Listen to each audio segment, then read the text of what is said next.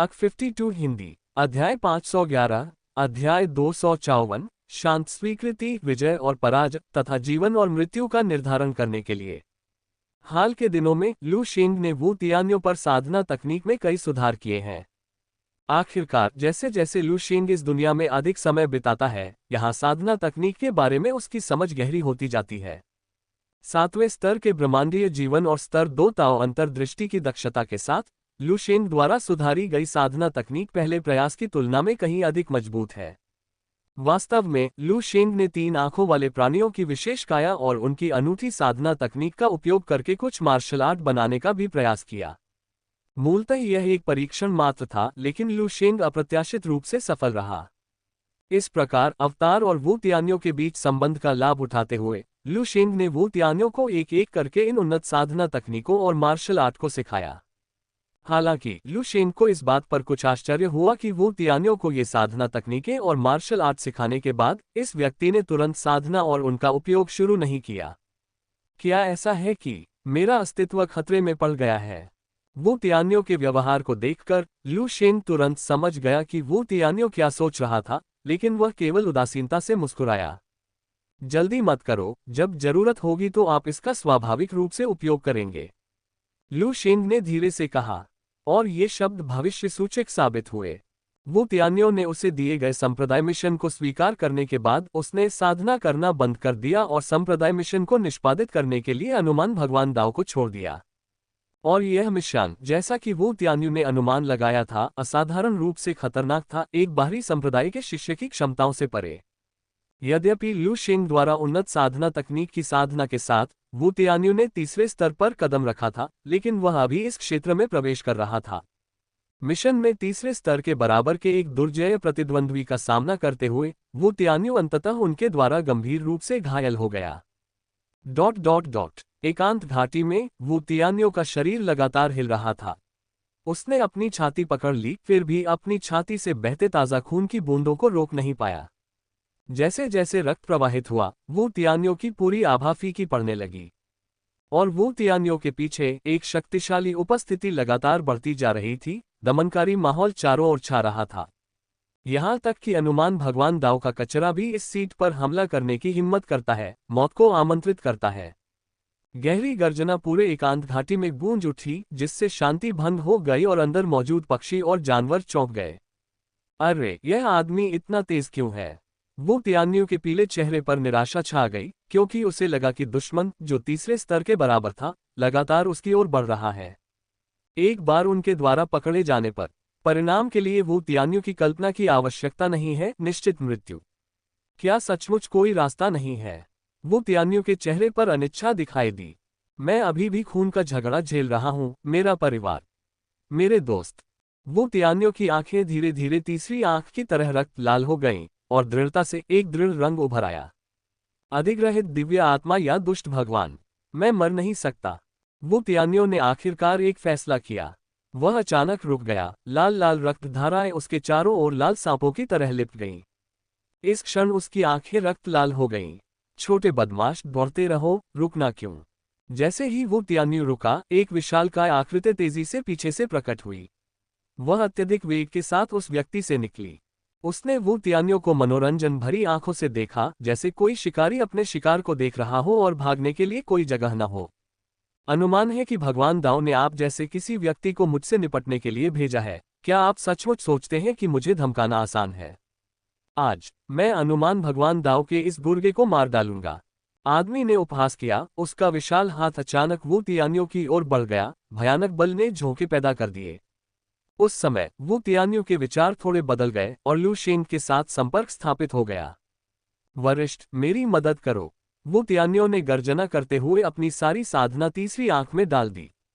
एक क्षण में रक्तलाल धाराएं बाहर की ओर बहने लगी तथा एक ढाल का निर्माण करते हुए दूसरे के आक्रमण को बलपूर्वक रोकने लगी। तुम्हें ये पहले ही कर लेना चाहिए था, एक धीमी सी आवाज सुनाई दी।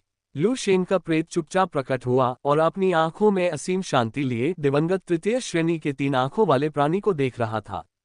नाश हो, जैसे ही यह शब्द लू शेन के मुंह से निकला, आसपास की रक्त लाल धाराएं तुरंत रक्त रंग की तलवार में बदल गईं, जो केवल एक लाल चाप बनाती हुई 3 आंखों वाले प्राणी की भौं को भेदती हुई निकल गई। विशालकाय शरीर अचानक पीछे की ओर गिर गया। ऐसा करने के बाद लू शेन का शरीर धीरे धीरे गायब हो गया और वू तियान्यू अकेला रह गया, जो लाश के पास खड़ा गहरी सांसें ले रहा था। वू तियान्यू एक बड़े पेड़ के सहारे झुक गया, अपनी ताकत वापस पाली, लेकिन उसका ध्यान उसकी तीसरी आंख पर केंद्रित था। संबंध गहरा होता जा रहा है ना? वू तियान्यू ने धीरे से बुदबुदाया, उसकी आंखें धीरे धीरे खाली होती गईं। तीसरी आंख के माध्यम से वू तियान्यू ने अप्रत्याशित रूप से पाया कि उसकी दृष्टि में लू शेन की आकृति तेजी से स्पष्ट होती जा रही थी। इससे ये भी संकेत मिलता है कि लू शेन के साथ उनका संबंध और अधिक घनिष्ठ होता जा रहा था। समय लगता है अब ज्यादा समय नहीं बचा है, वू तियान्यू ने धीरे से कहा। वह अच्छी तरह जानता था कि एक बार लू शेन के साथ उसका संबंध एक निश्चित स्तर पर पहुंच गया तो यह दिव्य आत्मा उससे सब कुछ छीन लेगी। ये सोचकर वू तियान्यू अपनी आंखें बंद किए बिना नहीं रह सका। हालांकि जैसे ही उसकी आंखें बंद हुईं, उसके मन में अतीत के खूनी झगड़े लगातार घूमने लगे। पापा, माँ, बहन। वू तियान्यू ने ये देखकर अपनी मुट्ठी भींच ली। कुछ क्षण बाद उसने अपनी आंखें फिर से खोली। इस क्षण उसके अंदर एक दृढ़ संकल्प का भाव चुपचाप उभर आया। मैं इस तरह से आगे नहीं बढ़ सकता, भले ही इसका मतलब उस दिव्य आत्मा को यहाँ खींचना हो। मेरा जीवन बदला लेने के लिए जिया गया है। अगर ये दुनिया नष्ट भी हो जाए तो भी इसका मुझसे क्या लेना देना। वू तियान्यू ने शांति से बात की, प्रत्येक शब्द के साथ उसका पूरा आभामंडल नाटकीय रूप से बदल गया। वह ध्यान मुद्रा में बैठे थे, उनके शरीर में रक्तवर्णी वायु का प्रवाह निरंतर जारी था तथा उनके माथे पर स्थित तीसरी आंख लाल रंग की चमक से चमक रही थी। उसने लू शेन की हर बात को स्वीकार करना शुरू कर दिया, लू शेन द्वारा सिखाई गई साधना तकनीक और मार्शल आर्ट को अपनाना शुरू कर दिया। उसने निर्णय लिया। 1 महीने बाद जब वू तियान्यू ने पुनः हनुमान देव दाव में कदम रखा तो उसके संपूर्ण अस्तित्व की आभा में एक जबरदस्त परिवर्तन हुआ था। ये परिवर्तन जीवन के सार के स्तर पर था। चौथा स्तर, जीवन मरण के संकट का अनुभव करने के बाद वू तियान्यू ने शांतिपूर्वक लू शेन का उपहार स्वीकार कर लिया। केवल 1 महीने के समय में लू शेन से प्राप्त उन्नत साधना तकनीक पर भरोसा करते हुए वह सफलतापूर्वक चौथे स्तर पर पहुंच गया। हालांकि जब वू तियान्यू ने हनुमान भगवान दाओ के सांप्रदायिक क्षेत्र में प्रवेश किया तो वह स्पष्ट रूप से महसूस कर सकता था कि आसपास के बाहरी संप्रदाय के शिष्यों और यहां तक कि आंतरिक संप्रदाय के शिष्यों का उसके प्रति दृष्टिकोण थोड़ा बदल गया था। वू तियान्यू ने अपने मुंह के कोने को एक मुस्कान में मोड़ दिया, धीरे धीरे हनुमान भगवान दाओ के सबसे गहरे हिस्से की ओर देखते हुए। वहां एक सुनसान मैदान खड़ा था। यह क्षेत्र हनुमान देव दाओ में एक असाधारण रूप से विशिष्ट मंच था। इस मंच पर खड़े होकर कोई भी बाहरी संप्रदाय का शिष्य या यहाँ तक कि आंतरिक संप्रदाय का शिष्य भी संप्रदाय के मूल शिष्य को चुनौती दे सकता था। सफलता मिलने पर व्यक्ति उस मूल शिष्य से आगे बढ़ सकता है और पहचान का रूपांतरण पूरा कर सकता है। मेरे पास ज्यादा समय नहीं बचा है, इसलिए मैं इसे जल्दी ही समाप्त कर लूंगा। इस दुनिया का मुझसे क्या लेना देना। वू तियान्यू की नजरें उस एकाकी अखाड़े पर टिकी थीं और वह धीरे से एक कदम आगे बढ़ते हुए बोला। जल्द ही वू तियान्यू अखाड़े में खड़ा हो गया और उसने अनगिनत बाहरी संप्रदाय के शिष्यों, आंतरिक संप्रदाय के शिष्यों और यहाँ तक कि हनुमान भगवान दाओ के कुछ वरिष्ठ स्तर के लोगों को भी अपने साथ शामिल कर लिया। बाहरी संप्रदाय के शिष्य वू तियान्यू आज संप्रदाय की स्वीकृति प्राप्त करने के लिए हनुमान देव अखाड़े में मुख्य शिष्य फेंग शियू को चुनौती दे रहे हैं। वू तियान्यू अखाड़े में खड़ा होकर जोर जोर से चिल्ला रहा था। एक क्षण में अखाड़े के ऊपर बादल मथने लगे, मानो गरजते हुए बादल भीतर इकट्ठा हो रहे हों और चारों ओर बिजली चमकने के साथ एक दमनकारी आभा अचानक उतर आए। अनुमत, एक गहरी आवाज गूंजी, एक आदेश की तरह पूरे हनुमान देव दाओ में गूंज उठी। हनुमान भगवान दाओ के भीतर एक शानदार आंगन में फेंग शियू नामक मुख्य शिष्य का चेहरा इस आवाज को सुनकर तुरंत उदास हो गया। वू तियान्यू, क्या ये वही पहले वाली चींटी है? उसने हिम्मत की फिर से मेरे सामने कूदने की। फेंग शियू ने धीमे स्वर में कहा, फिर भी उसकी आवाज में हत्या का स्पष्ट इरादा था जो तुरंत भड़क उठा। अगले ही पल फेंग शियू की आकृति अचानक अखाड़े में प्रकट हुई, बिना किसी अनावश्यक शब्द के सीधे वू तियान्यू पर हमला कर दिया। उनकी तीसरी आंख से एक विशेष प्रकार की हलचल फूट पड़ी, आग की लपटें बेतहाशा फैलने लगीं, जिससे पूरा क्षेत्र आग के समुद्र में बदल गया। एक नीच बदमाश, मुझे चुनौती देने की हिम्मत करता है। एकमात्र बाहरी संप्रदाय का शिष्य जिसने तुम्हें साहस दिया। फैंग शियू दहाड़ा और आग का समुद्र उसके क्रोध से और भी अधिक भयंकर रूप से जलने लगा, जिससे आसपास का स्थान चिलचिलाती गर्मी के कारण विकृत हो गया। हालांकि वू तियान्यू इस तीव्र गर्मी से बेखबर लग रहा था, केवल एक भयंकर मुस्कुराहट दिखा रहा था। आज हम परिणाम तय करेंगे और जीवन और मृत्यु का निर्धारण करेंगे। जीवन और मृत्यु का निर्णय करो। क्या तुम इसके योग्य भी हो? फैंग शियू के चेहरे पर तिरस्कार के भाव उभर आए। पल भर में फैंग शियू के आदेश पर आग का समुद्र उग्र अग्नि ड्रैगन में बदल गया और अचानक वू तियान्यों पर हमला कर दिया। भयानक शक्ति निर्दयतापूर्वक वू तियान्यों पर छोड़ी गई। उस क्षण वू तियान्यों ने अपनी चौथी स्तरीय साधना शुरू की। उसके माथे पर तीसरी आंख में एक अजीब चमक टिमटिमा रही थी। गड़गड़ाहट, विस्फोटक ध्वनियां गूंजने के साथ ही दोनों के बीच भीषण युद्ध शुरू हो गया था। तथापि यद्यपि वू तियान्यू ने चौथे स्तर पर कदम रख दिया था, फिर भी वह अभी इसके प्रारंभिक चरण में ही प्रवेश कर पाया था।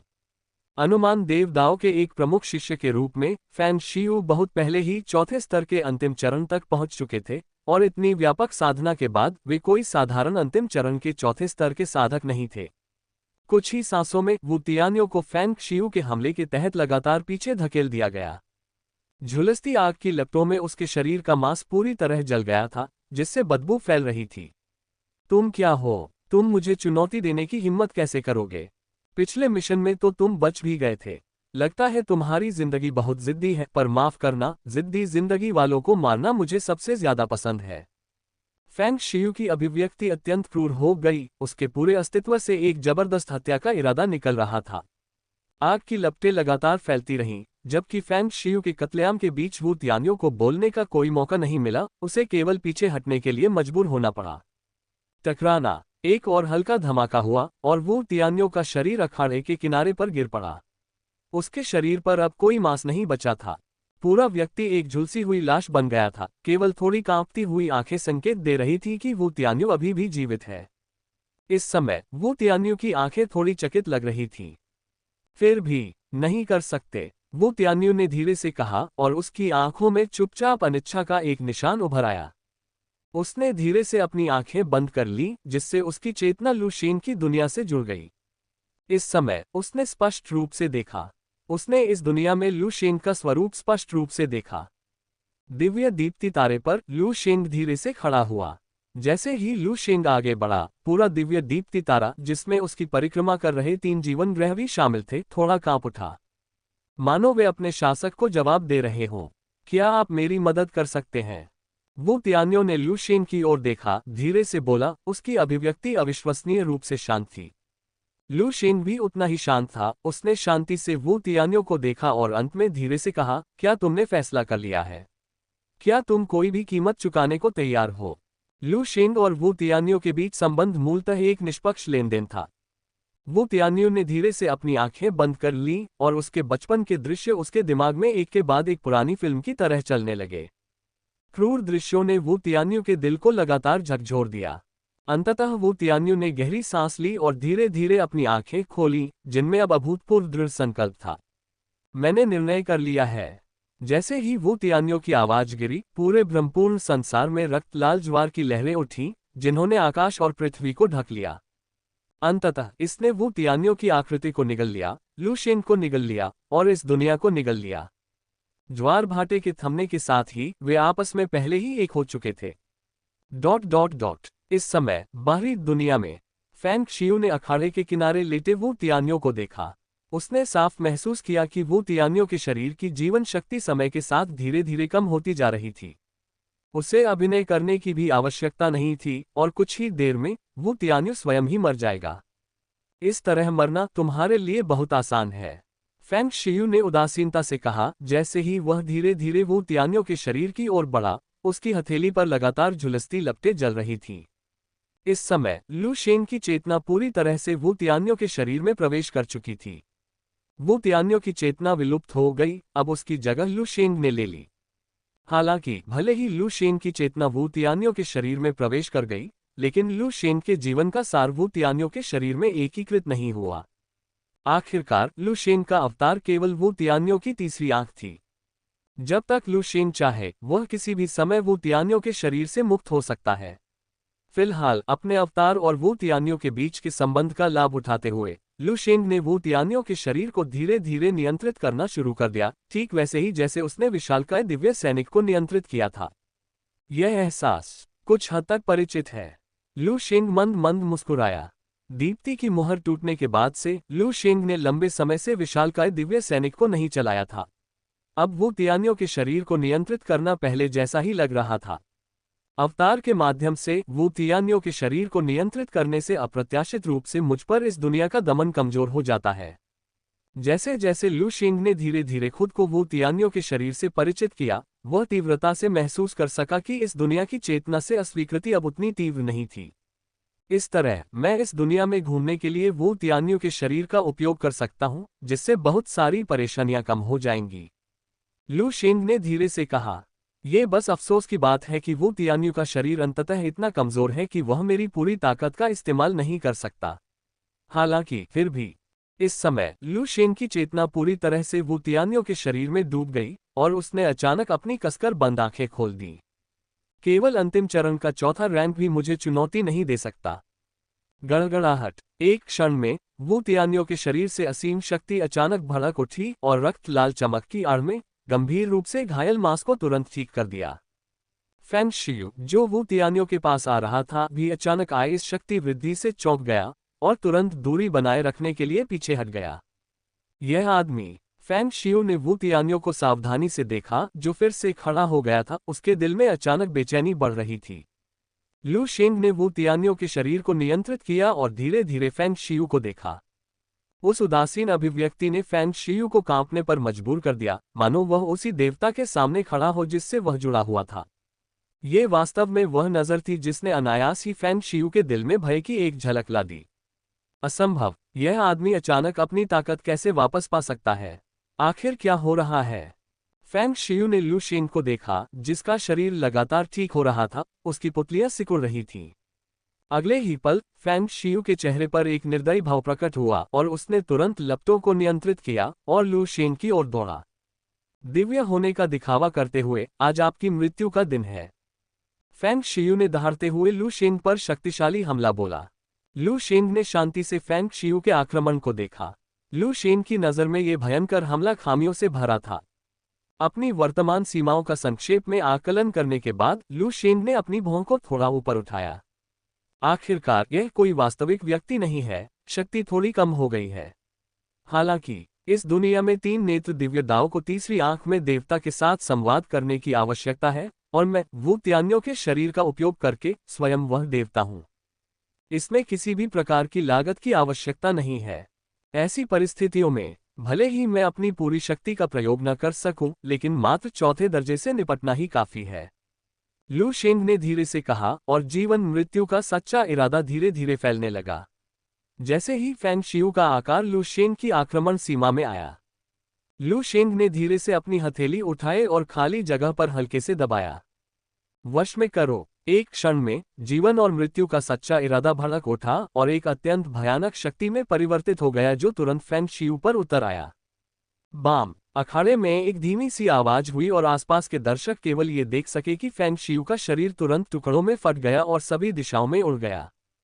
तुरंत ही अखाड़े पर केवल वो तियान्यो की अकेली आकृति खड़ी रह गई। सफल! वो तियान्यो वास्तव में फैंग जियू को मार डाला। एक एक करके अनुमान देवता दाओ के शिष्य, यहाँ तक कि बड़े स्तर के शिष्य भी इस दृश्य को देखकर अपनी पुतलियां सिकुड़ने से खुद को नहीं रोक सके। यद्यपि वो तियान्यो का सभी चोटों से अचानक ठीक हो जाना कुछ अजीब था, लेकिन त्रिनेत्र दिव्य दाव के भीतर तीसरी आंख में भगवान की शक्ति का उपयोग करने के तरीके थे, जो इसे प्राप्त करने में पूरी तरह सक्षम थे। इसलिए इन लोगों को ऐसा नहीं लगा कि कुछ भी अनुचित है। इन्फेरेंस गॉड एरेना पर लू शेंग के हाथों फैंग शियू की मृत्यु के साथ एक बार फिर आसमान से एक धीमी आवाज गूंजी।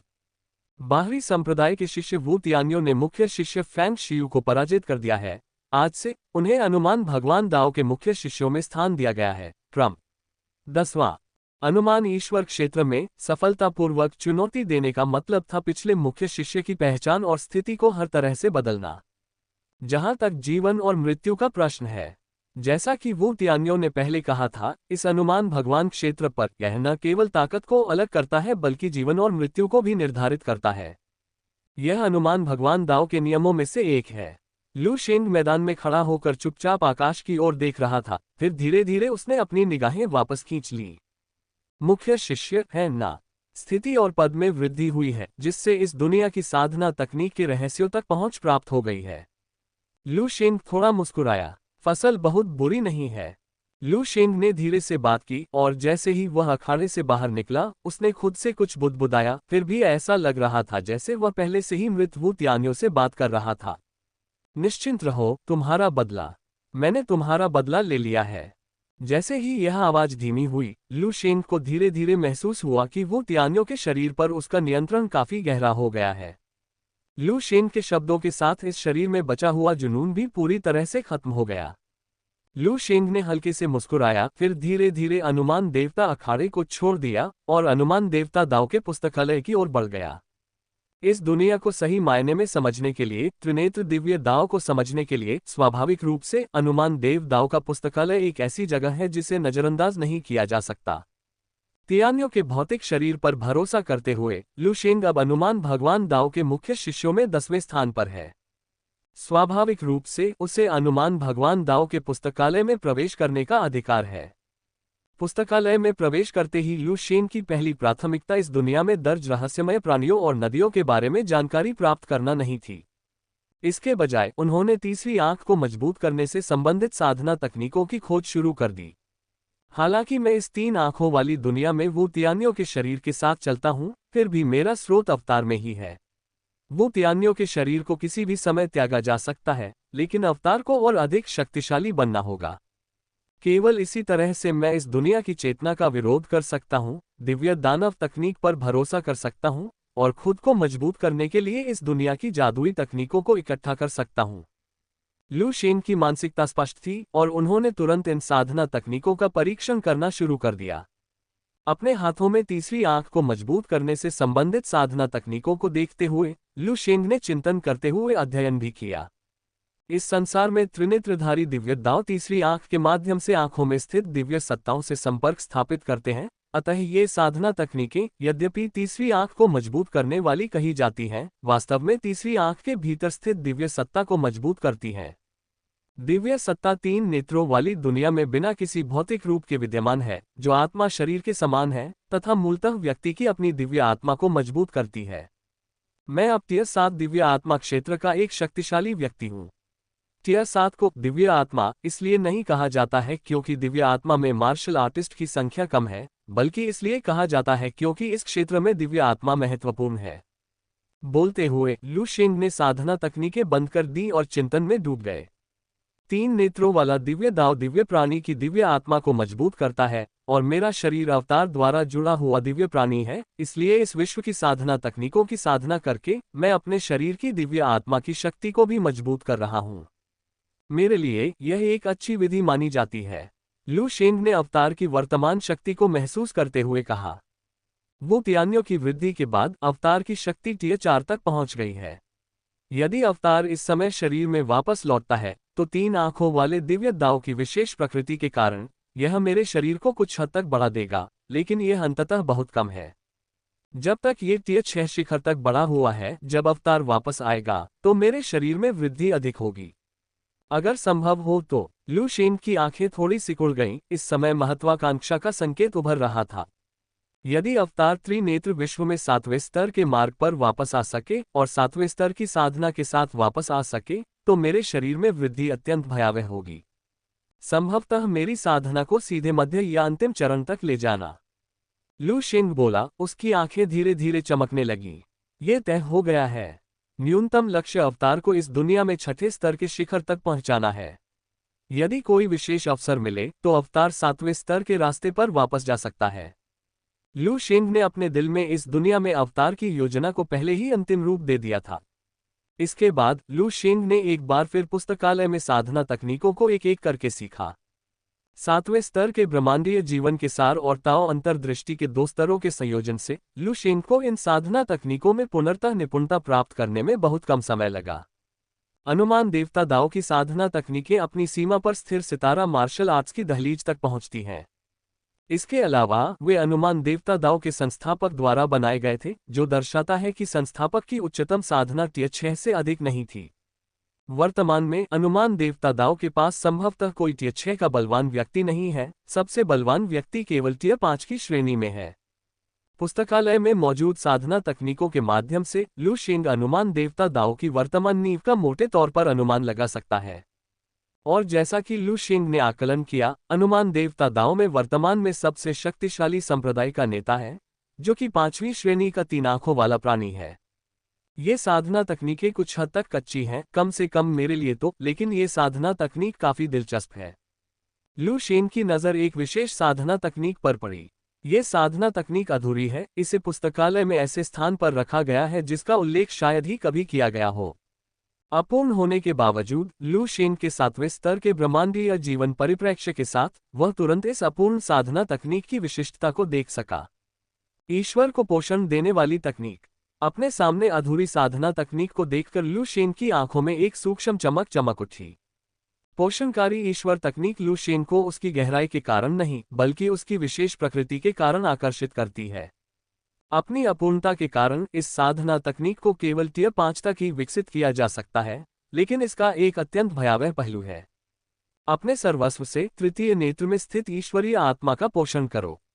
साधक के नष्ट हो जाने के बाद भी तृतीय नेत्र में स्थित ईश्वरीय आत्मा कुछ समय तक दुर्बल या नष्ट नहीं होगी।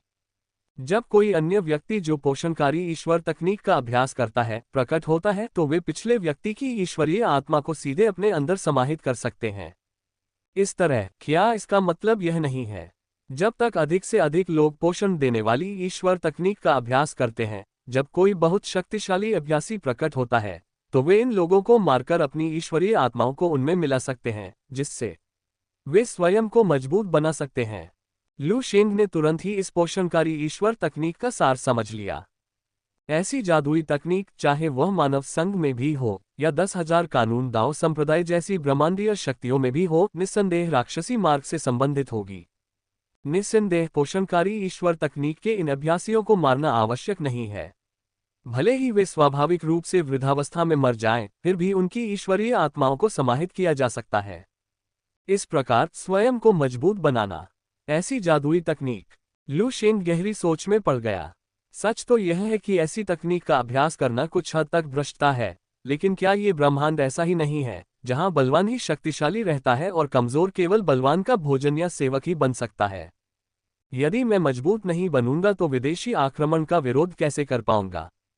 यदि मैं अधिक शक्तिशाली नहीं बनूंगा तो मानव संघ पर आक्रमण होने पर मैं क्या करूंगा? यह मेरे लिए अत्यंत उपयुक्त है। लू शेंग ने शांति से बात की, हालांकि उनकी अभिव्यक्ति अत्यंत शांत रही।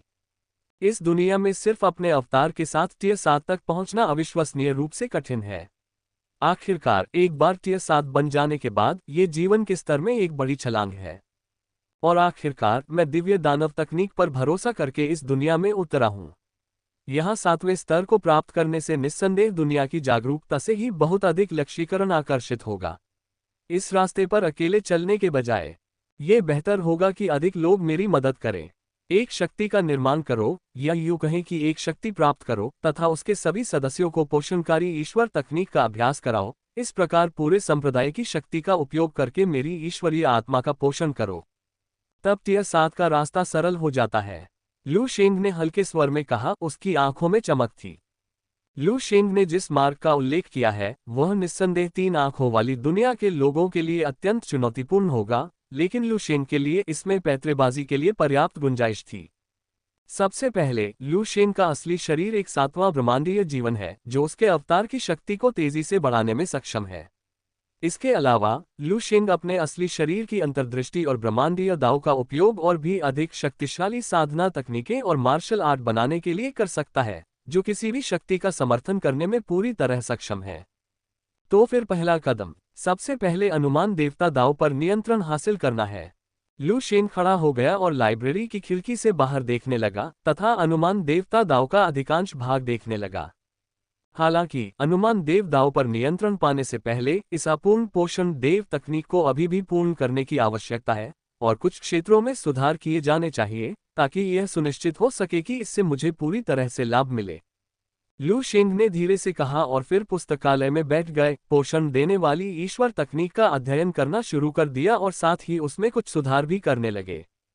7वें स्तर के सार पर भरोसा करते हुए लू शेंग की समय के साथ इस दुनिया की साधना तकनीकों की संचित समझ के साथ उसे 6ठे स्तर तक पोषण देने वाली ईश्वर तकनीक को प्राप्त करने में केवल 2 दिन लगे। 6ठे स्तर पर पोषणकारी ईश्वर तकनीक पहले से ही संपूर्ण अनुमान ईश्वर दाओं में शीर्ष स्तरीय साधना तकनीकों में से एक है। वास्तव में इस त्रिनेत्र विश्व में भी यह एक शीर्षस्थ साधना तकनीक के रूप में विद्यमान है। पहला चरण सिद्ध माना जाता है, दूसरा चरण इस संप्रदाय का संप्रदाय नेता बनना है, और अंत में पूरे अनुमान भगवान दाओ को मेरे पोषण में बदलने के लिए मेरे सच्चे शरीर के समर्थन पर निर्भर रहना है। लू शेंग ने शांति से ये शब्द कहे, उसकी आंखें थोड़ी झुकी हुई थीं। लेकिन उससे पहले मुझे अभी भी एक अवसर की प्रतीक्षा करनी होगी, और मेरी वर्तमान शक्ति अंततः अभी भी बहुत कमजोर है, केवल टियर 4 के प्रारंभिक चरण में। भले ही मैं अपने वास्तविक शरीर की शक्ति के एक हिस्से का लाभ उठा सकूं, लेकिन ये युद्ध शक्ति में केवल टियर 4 ही है। इस संप्रदाय का संप्रदाय नेता बनने के लिए मुझे कम से कम अपनी साधना को स्तर 5 तक पुनर्स्थापित करना होगा, और फिर संप्रदाय नेता बनने के अवसर की प्रतीक्षा करनी होगी। लू शेंग ने कहा, फिर भाव शून्य होकर पुस्तकालय से बाहर चला गया, मुख्य शिष्यों के प्रांगण में प्रवेश किया, अपने साधना संसाधन प्राप्त किए, और फिर अपनी शक्ति पुनः प्राप्त करने लगा। धीरे धीरे समय बीतता गया और जल्द ही 1 और महीना बीत गया। लू शेंग एक चटाई पर पालथी मारकर बैठा था, उसके चारों ओर खूनी क्यूई की छोटी छोटी बूंदें घूम रही थीं, जो अंततः उस तीसरी आंख में जा रही थीं। रक्तमय क्यूई के प्रवाह के साथ तीसरी आंख स्पष्ट रूप से मजबूत हो गई। एक क्षण बाद लू शेंग ने धीरे से अपनी आंखें खोली, जिससे अचानक एक शक्तिशाली आभा निकली। अंततः टियर 5 के स्तर पर बहाल। अपने क्लोन की ताकत महसूस करने के बाद लू शेंग के मुंह पर मुस्कुराहट आ गई। क्लोन ने अपनी शक्ति को 5वें स्तर पर पुनः स्थापित कर लिया है, और चूंकि दिव्य आत्मा ही मेरा वास्तविक स्वरूप है, इसलिए मैं जो शक्ति प्राप्त कर सकता हूं, वह स्वाभाविक रूप से उन अर्जित दिव्य आत्माओं और यहां तक कि 3 आंखों वाले प्राणियों की जन्मजात दिव्य आत्माओं से भी अधिक शक्तिशाली है। इस दुनिया में 6ठे स्तर से नीचे मेरे अस्तित्व को कोई खतरा नहीं है। इस तरह युवा नशेन दाओ का संप्रदाय नेता बनने का लक्ष्य स्वाभाविक रूप से आसान है। सब कुछ तैयार है, बस अंतिम धक्का का इंतजार है। लू शेंग ने धीरे से कहा, और अचानक उसने महसूस किया कि इस दुनिया से एक अजीब लहर उस पर उतर रही है। विश्व चेतना की एक और लहर। इस तरह की लहर से लू शेंग बहुत परिचित था, खासकर वो तियानियों के शरीर को पूरी तरह से नियंत्रित करने से पहले वह अक्सर इस लहर को महसूस कर सकता था।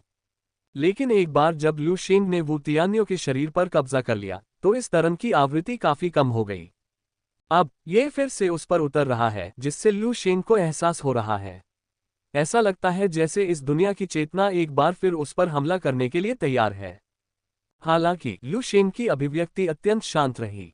इस दुनिया का सबसे शक्तिशाली प्राणी केवल 6ठे स्तर के शिखर पर है, 7वें स्तर का एक भी ब्रह्मांडीय प्राणी नहीं है।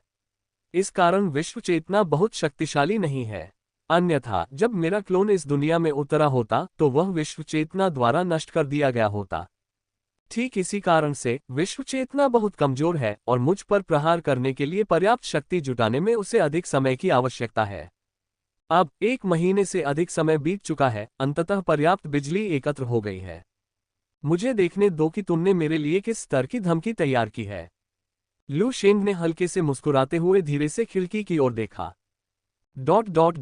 युवा नशेन दाओ के द्वार के बाहर अचानक कुछ शक्तिशाली आकृतियां शून्य में चलती हुई दिखाई दी, जिनका नेतृत्व कोई व्यक्ति कर रहा था, जिसके हाथ पीठ के पीछे थे और हर कदम और हाव भाव से किसी श्रेष्ठ व्यक्ति की आभा निकल रही थी।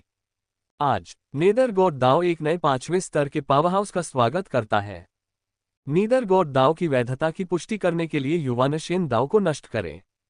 आगे चल रहे व्यक्ति के मुख से एक शांत स्वर निकला, जबकि उसके पीछे 5वीं श्रेणी के 2 और व्यक्ति धीरे धीरे आगे बढ़े। 3 5वीं श्रेणी के प्राणियों की आभा आकाश में उठी और युवा नशेन दाओ के स्थान की ओर राजसी ढंग से दबाव डाल रही थी।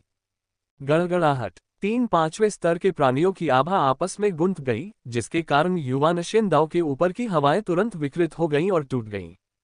हमारे युवा नशेन दाओ का उल्लंघन करने की हिम्मत कौन करता है? एक क्रोधित चीख गूंजी। उसके बाद युवा नशेन दाओ की गहराई से एक विशालकाय आकृति बाहर आती हुई दिखाई दी, जो अपनी जबरदस्त शक्ति का प्रदर्शन करते हुए 3-5वीं श्रेणी के प्राणियों के आभामंडल का प्रतिरोध कर रही थी। हालांकि 3-5वीं श्रेणी के प्राणियों को देखकर युवा नशेनदाओ के संप्रदाय नेता की अभिव्यक्ति कठोर हो गई।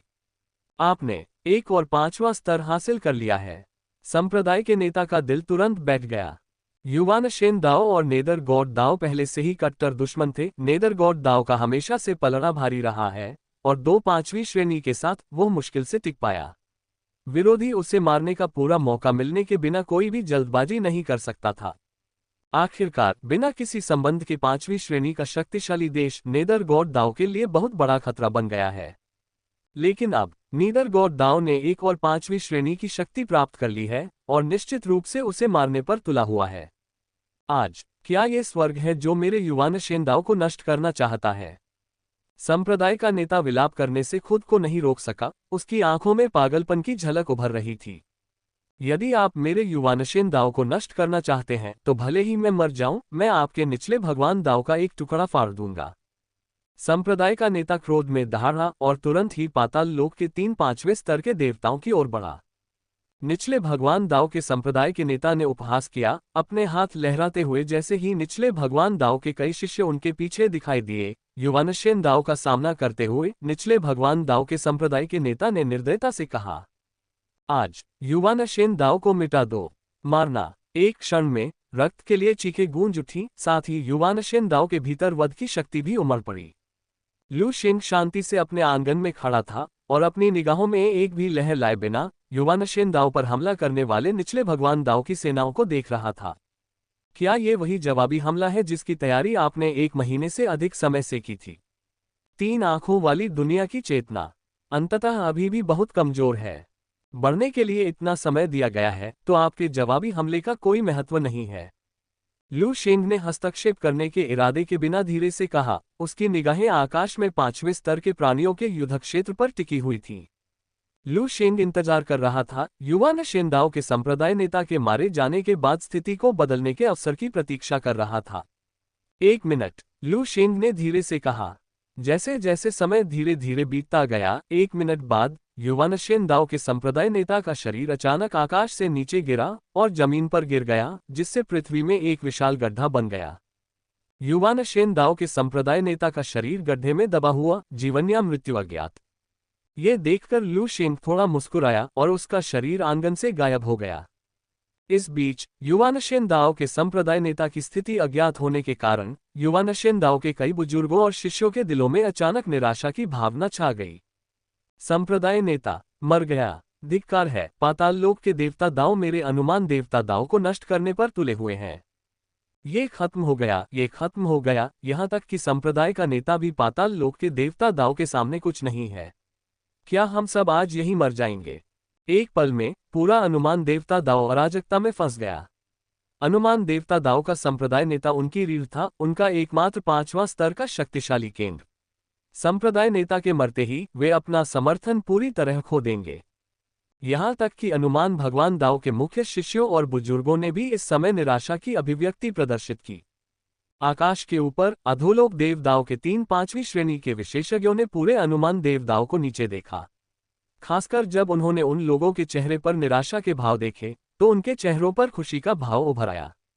मेरे अधोलोक देवता दाओ और अनुमान देवता दाओ के बीच सैकड़ों वर्षों से चली आ रही नफरत अंततः मेरे हाथों समाप्त हो रही है। नीचे के देवता दाओ के संप्रदाय के नेता अपने हाथों को पीठ के पीछे रखे हुए, उनकी आंखों में अत्यधिक खुशी दिख रही थी। आज पूरी दुनिया में अनुमान भगवान दाओ का अस्तित्व नहीं रहेगा। मारना। निचले भगवान दाओ के संप्रदाय के नेता की आवाज अनुमान भगवान दाओ के क्षेत्र पर पड़ी, जैसे कि सभी अनुमान भगवान दाओ प्राणियों के दिलों पर अंतहीन काले बादल छा गए हों। नहीं, किसी ने उन्मादपूर्ण चीख निकाली। एक एक करके नेदरगॉड दाओ के विशेषज्ञों ने अपनी 3 आंखों में आत्माओं के साथ संपर्क स्थापित किया, जिससे एक अत्यंत भयानक शक्ति उत्पन्न हुई जो अचानक पूरे अनुमान गॉड दाओ के भीतर भड़क उठी। तभी स्वर्ग और पृथ्वी के बीच एक धीमी आवाज गूंजी। क्या आप अनुमान देवता दाओ को नष्ट करना चाहते हैं? क्या आप पहले मेरी राय नहीं सुनना चाहेंगे? जैसे ही यह आवाज गिरी, लू शेंग की आकृति अचानक स्वर्ग और पृथ्वी के बीच प्रकट हुई। वो तियान्यू अनुमान देवता दाओ के लोगों ने लू शेंग को चकित भाव से देखा। उन्हें समझ नहीं आया कि लू शेंग इस समय क्यों खड़ा होगा। आसमान के ऊपर पाताल लोक के 3-5वीं श्रेणी के विशेषज्ञों की नजर भी लू शेंग पर पड़ी।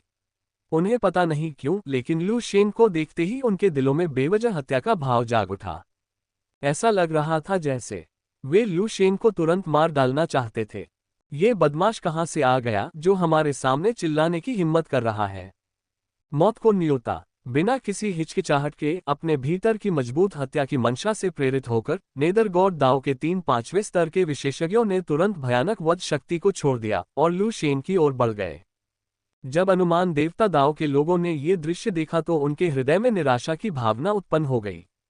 ये खत्म हो गया है, वो तियान्यू भी मरने वाला है।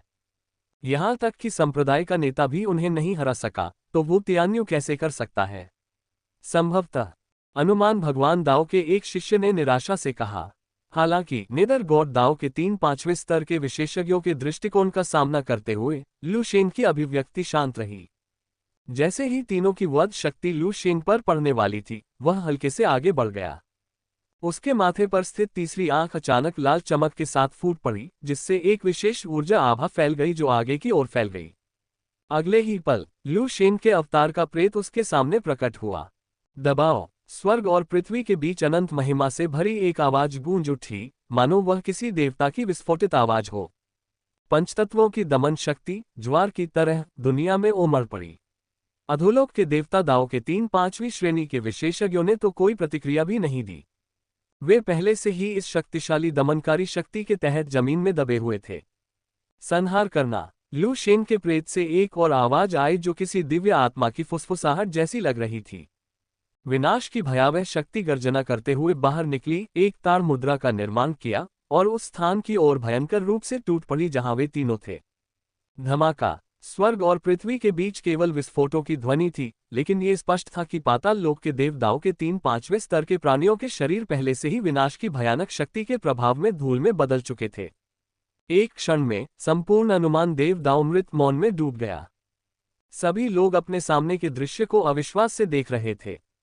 उन्होंने यह उम्मीद नहीं की थी कि वो तियान्यू, जो 1 महीने पहले केवल चौथे स्तर का था, 1 महीने के बाद ऐसा व्यक्ति बन गया जो 5वें स्तर के विशेषज्ञों को हरा सकता है। संपूर्ण अनुमान भगवान दाओ को बचाना। लगता है हम बच गए।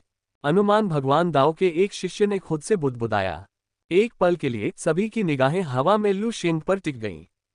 इस समय लू शेंग एक दिव्य आत्मा की तरह स्वर्ग और पृथ्वी के बीच खड़ा था। भीड़ की निगाहों का सामना करते हुए लू शेंग धीरे से बोला, अब से अनुमान भगवान दाओ मेरे नियंत्रण में होंगे। क्या किसी को कोई आपत्ति है? वह धीमी आवाज स्वर्ग और पृथ्वी के बीच के सन्नाटे को तोड़ती हुई सबके कानों में पड़ी। शेंग के शब्द सभी के कानों में गूंज रहे थे। अनुमान भगवान दाओ के शिष्य और बुजुर्ग ठीक थे। आखिरकार लू शेंग स्वयं अनुमान भगवान दाओ से हैं, और लू शेंग द्वारा दिखाए गए शक्तिशाली बल के साथ उन्होंने अनुमान भगवान दाओ को गंभीर परिस्थितियों में बचाया।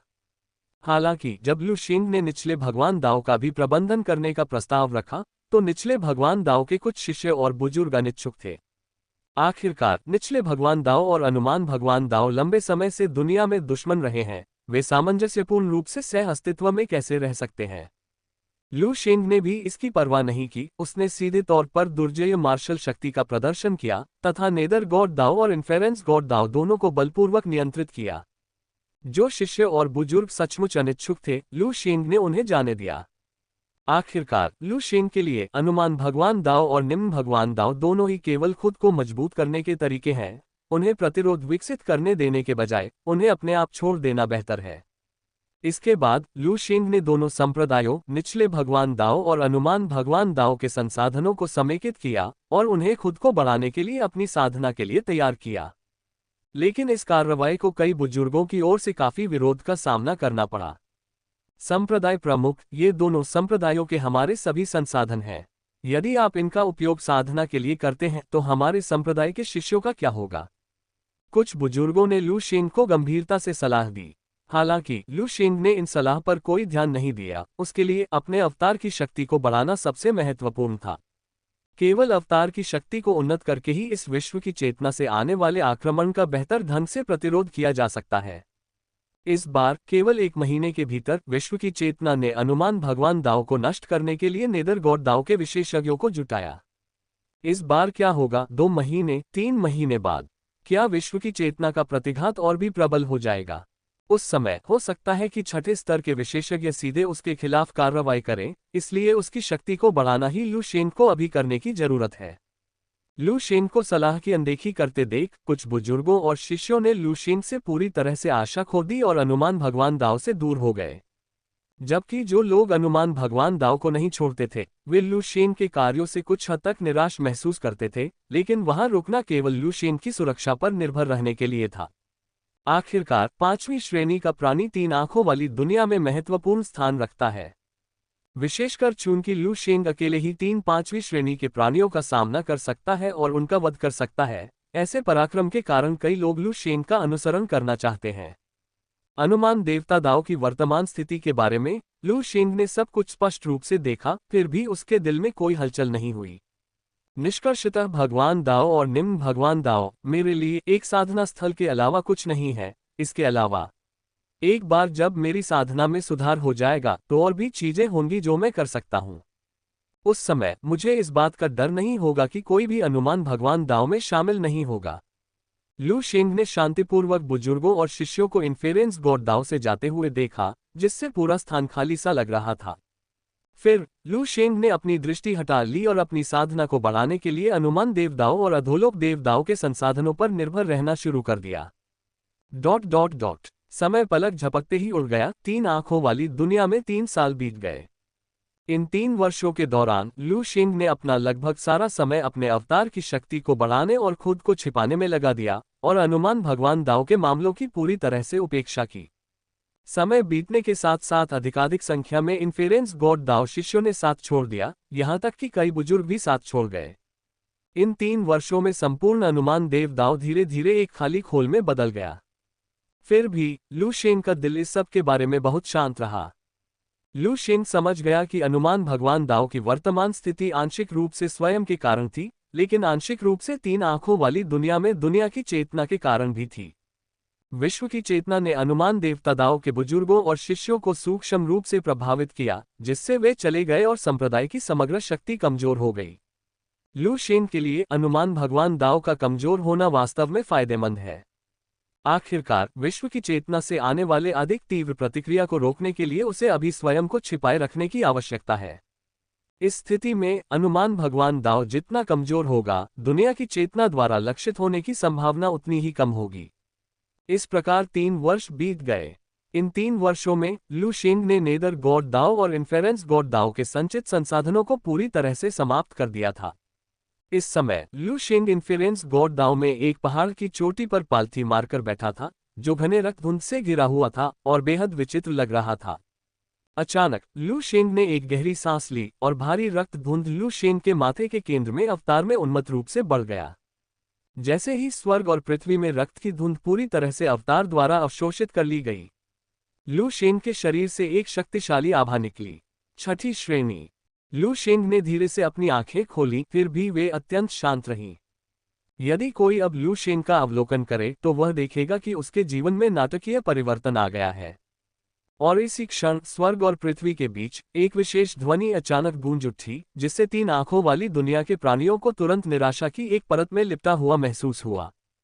कुछ अधिक शक्तिशाली 3 आंखों वाले प्राणी अपनी छाती को पकड़े बिना नहीं रह सके तथा वहां से एक चुभती हुई सनसनी महसूस कर रहे थे। वे सभी अनायास ही आकाश की ओर देखने लगे। उनकी आंखों में उदासी की झलक दिखाई दे रही थी, मानो कुछ अशुभ घटित होने वाला था। इस समय अनुमान देवता दाओ के पर्वत के ऊपर लू शेंग ने भी 3 आंखों वाली दुनिया की विश्व चेतना को एक शोकपूर्ण चीख उत्सर्जित करते हुए महसूस किया, फिर भी उसका दिल अपरिवर्तित रहा। अगले ही क्षण लू शेंग की आकृति गायब हो गई और अनुमान देवता दाओ के महल के अंदर पुनः प्रकट हुई। लू शेंग ने अनुमान देवता दाओ के शेष बुजुर्गों को बुलाया।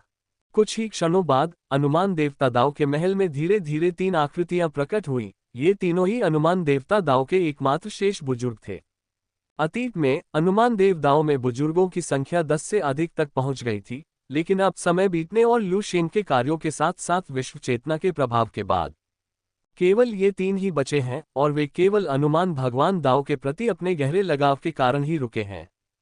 संप्रदाय नेता। तीनों ने लू शेंग को सलाम किया, लेकिन उनका स्वर काफी सपाट था, उसमें सम्मान का कोई भाव नहीं था। लू शेंग को कोई आपत्ति नहीं थी, वह केवल उस सीट पर बैठ गया जो पूरी तरह से अनुमान देवता दाओ के संप्रदाय के नेता की थी, और हल्के से बोला, मैं पहले ही छठे स्तर पर कदम रख चुका हूं। जैसे ही उसके शब्द निकले, लू शेंग से अचानक एक शक्तिशाली आभा फूट पड़ी, जो पूरे महल में गूंज उठी। अनुमान देवता दाओ के 3 बुजुर्गों ने ये सुना, विशेष रूप से लू शेंग से आने वाली आभा को महसूस करने के बाद उनके भाव बदल गए। उनके चेहरों पर उत्साह साफ दिखाई दे रहा था। छठा स्तर।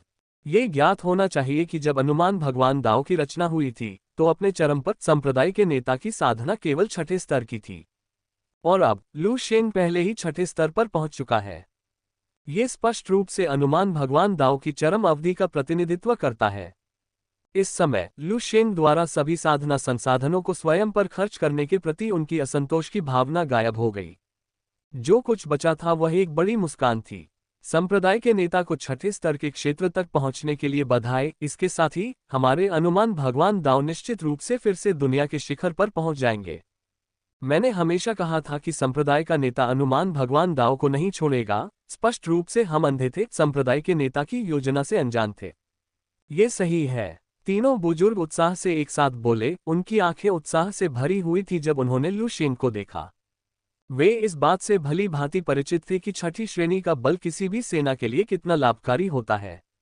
लू शेंग ने तीनों उत्साहित बुजुर्गों की ओर देखते हुए हल्के से मुस्कुराया, अपना हाथ हिलाया, और तीनों ने बात करना बंद कर दिया, चुपचाप लू शेंग के बोलने की प्रतीक्षा करने लगे। फिर उन्होंने लू शेंग को ये कहते सुना, मेरे पास प्रसवोत्तर दिव्य निधि को स्थिर रूप से प्रदान करने की एक विधि है, जिसे मैंने अनुमान देवता दाओ और अधोलोक देवता दाओ के संसाधनों का उपयोग करके 3 वर्षों में बनाया है। अब जाओ और अनुमान भगवान दाओ के लिए उपयुक्त शिष्यों का चयन करो। 3 दिनों में मैं 1000 जन्मोत्तर दिव्य निधियां प्रस्तुत करूंगा। यदि परिणाम अच्छे रहे तो और भी अधिक प्रसवोत्तर दिव्य निधियां प्राप्त होंगी। ये सुनकर तीनों बुजुर्ग आश्चर्य से हौंफने लगे। प्रसवोत्तर दिव्य खजाना। किसी भी संप्रदाय या बल के लिए ऐसे खजाने निस्संदेह दुर्लभ धन है, जो न केवल साधारण 3 आंखों वाले प्राणियों को तीसरी आंख जागृत करने में सक्षम बनाते हैं, बल्कि उन लोगों को भी अपनी शक्ति बढ़ाने के लिए दिव्य आत्मा की साधना करने में सक्षम बनाते हैं। और लू शेंग ने सीधे 1000 की पेशकश की, जो निस्संदेह एक भव्य इशारा है। यहां तक कि 3 साल पहले भी अनुमान देवता दाओ इतनी संख्या उत्पन्न करने में सक्षम नहीं थे। मूलतः तीनों ने अपनी शंकाएं व्यक्त करने का इरादा किया था, लेकिन लू शेंग की छठी श्रेणी की साधना को महसूस करने पर वे चुप रहे। छठे स्तर का कोई भी शक्तिशाली देश शायद ही उनका मजाक उड़ाएगा। उत्साह के साथ उन्होंने आदरपूर्वक लू शेंग को प्रणाम किया और तेजी से महल से बाहर निकल गए, और 3 दिनों में लू शेंग द्वारा प्रसवोत्तर दिव्य निधियों को प्रस्तुत करने की प्रत्याशा में शिष्यों को इकट्ठा करने की तैयारी करने लगे।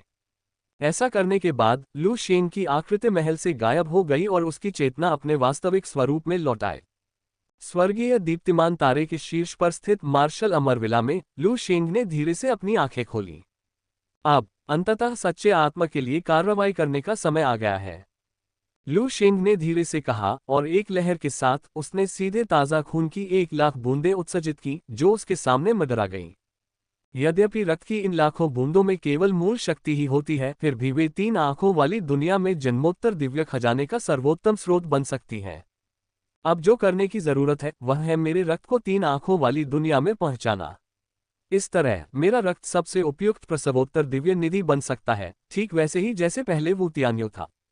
अधिक 3 आंखों वाले प्राणियों को उनकी तीसरी आंख जागृत करने में सक्षम बनाए।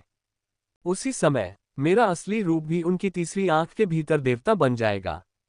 लू शेंग ने अपने सामने खून की लाखों बूंदों को देखा, उसकी आंखों में चमक आ गई। फिर लू शेंग ने ब्रह्मांडीय बीकन निकाला, 3 आंखों वाली दुनिया के विश्व निर्देशांक का पता लगाया, और अपने रक्त की 1,00,000 बूंदों को 3 आंखों वाली दुनिया में पहुंचाने के लिए असेंशन गुटो के super long distance teleportation array का उपयोग किया। टेलीपोर्टेशन सरणी के प्रभाव में रक्त की 1,00,000 बूंदें 3 आंखों वाली दुनिया के बाहर प्रकट हुईं, फिर उसमें बह गईं। जैसे ही रक्त ने 3 आंखों वाली दुनिया में प्रवेश किया, वह रक्त के रंग के क्रिस्टल में परिवर्तित हो गया, जो अनुमान देवता दाओ की दिशा की ओर बढ़ रहा था। इस समय 3 नेत्रों वाली दुनिया की विश्व चेतना ने स्वाभाविक रूप से रक्त का पता लगाया और एक गर्जना उत्सर्जित की। गड़गड़ाहट, आकाश में बिजली चमकने लगी, जो क्रूर वज्र ड्रैगन में परिवर्तित हो गई तथा रक्त रंग के क्रिस्टलों पर झपटने लगी। तीन आंखों वाली दुनिया में गिरते इन रक्त रंग के क्रिस्टलों को पूरी तरह से चकनाचूर करने का इरादा।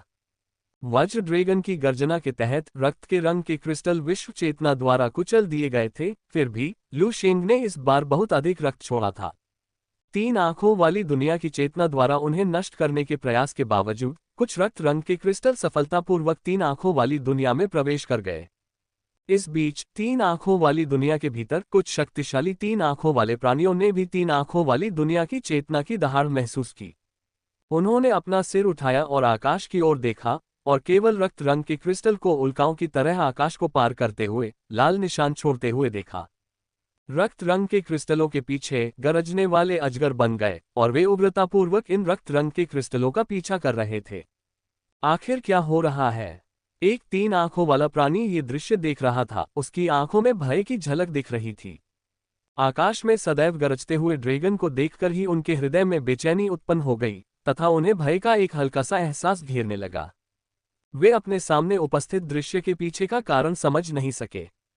इस समय हनुमान भगवान दाओ के संप्रदाय क्षेत्र के भीतर हनुमान भगवान दाओ के तीन बुजुर्ग और कुछ शिष्य जो अभी तक नहीं गए थे, उन्होंने भी ऊपर देखा, आकाश में घटना को देखा। इसके तुरंत बाद लू शेंग की आकृति आकाश में दिखाई दी।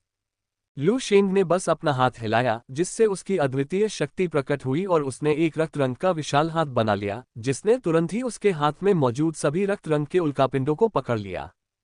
हनुमान देवता दाओ के भीतर भयानक ऊर्जा उमड़ पड़ी, जिससे वहां मौजूद शेष शिष्यों और बुजुर्गों में उत्तेजना के भाव प्रकट होने लगे। ये संप्रदाय का नेता है। संप्रदाय का नेता कार्रवाई कर रहा है। मुझे पता था कि संप्रदाय का नेता हमें निराश नहीं करेगा। वे रक्त रंग के उल्कापिंड, क्या वे जन्मोत्तर दिव्य निधि हो सकते हैं? क्या संप्रदाय का नेता हमारे लिए जन्मोत्तर दिव्य निधि प्राप्त कर रहा है? हनुमान भगवान दाओ के कुछ शिष्यों ने उत्साह से कहा। हनुमान देवता दाओ के क्षेत्र के बाहर कुछ स्थानों पर, हालांकि वे चले गए थे, कई पूर्व बुजुर्ग और शिष्य जो बहुत दूर नहीं थे, उन्होंने भी लू शेंग के कार्यों को देखा। जब उन्होंने ये दृश्य देखा तो उनके सभी विद्यार्थी कांप उठे। क्या वह संप्रदाय नेता वो है? उन्होंने लू शेंग को पहचान लिया और जैसे ही उन्होंने ऐसा किया, उनके चेहरे पर गहरा सदमा छा गया। संप्रदाय नेता वो इतना शक्तिशाली हो गया है। इतनी दिव्य घटना, फिर भी संप्रदाय नेता वो अभी भी इसे हिला सकता है। क्या ऐसा हो सकता है कि संप्रदाय नेता वो ने जो पहले किया था वह उतना सरल नहीं था जितना हमने सोचा था? क्या कोई योजना थी? लू शेंग का शरीर देखकर अनायास ही यह विचार उनके मन में उभर आया। लू शेंग की इस हरकत के बाद सभी रक्त रंग के क्रिस्टल उसके कब्जे में आ गए। आकाश में गरजते ड्रैगन अनिच्छा से लू शेंग पर दहाड़ने लगे और फिर धीरे धीरे गायब हो गए। लू शेंग के वर्तमान अवतार में पहले से ही छठी श्रेणी की युद्ध शक्ति मौजूद है, इसलिए भले ही विश्व चेतना उसे अब खत्म करना चाहे, यह आसान नहीं होगा। यहां तक कि अपनी पूरी शक्ति जुटाने में भी काफी समय लगेगा। लू शेंग ने अपनी नजरें हटा ली, अपने हाथ में रक्त के रंग के क्रिस्टल को देखा और मोटे तौर पर उन्हें गिना मात्रा से बेहद संतुष्ट महसूस कर रहा था। 3000 टुकड़े, 1,00,000 रक्त की बूंदों में से 3000 रक्त रंग के क्रिस्टल मेरे हाथों में गिरे, जो मेरे अनुमान से कहीं अधिक थे। इस तरह अधिक लोगों को प्रशिक्षित किया जा सकता है। लू शेंग अपने हाथ में रक्त के रंग के क्रिस्टल को देखकर थोड़ा मुस्कुराया। ये तो बस पहली लहर है। ये भी पहली बार था जब लू शेंग ने त्रिनेत्र विश्व में इतना रक्त भेजने की कोशिश की। जैसे जैसे वह त्रिनेत्र विश्व चेतना से और अधिक परिचित होता जाएगा, वह भविष्य में और भी अधिक रक्त संचारित कर पाएगा और संरक्षित रक्त की संख्या भी अधिक होगी। इस तरह कोई व्यक्ति अपने स्वयं के ताजे रक्त का उपयोग कर सकता है, पोषण देने वाली भगवान तकनीक के साथ संयुक्त, जिसे उन्होंने पहले से ही छठे स्तर पर घटाया है। इन रक्त क्रिस्टल को प्रसवोत्तर दिव्य खजाने में बदलने के लिए, उन्हें हनुमान भगवान दाओ के शिष्यों को प्रदान करने के लिए। यद्यपि पोषण करने वाली ईश्वर तकनीक कुछ हद तक भयावह है, लू शेंग के सुधारों के बाद लू शेंग को अब दूसरों की दिव्य आत्माओं को प्राप्त करने के लिए उन्हें मारने की आवश्यकता नहीं है। आखिरकार ये लोग अपनी तीसरी आंख को जागृत करने के लिए जन्म के बाद के दिव्य खजाने के रूप में अपने स्वयं के ताजा रक्त पर निर्भर करते हैं, इसलिए परिणामस्वरूप दिव्य आत्मा स्वाभाविक रूप से उनकी अपनी होती है। जब वे खेती करते हैं तो वे अपने शरीर को भी मजबूत बनाते हैं।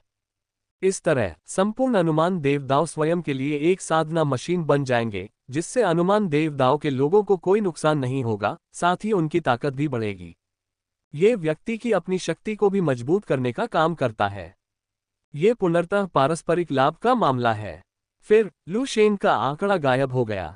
3 दिन बाद जब अनुमान भगवान दाओ के 3 बुजुर्गों ने पर्याप्त शिष्यों को इकट्ठा कर लिया तो लू शेन अंततः प्रकट हुए।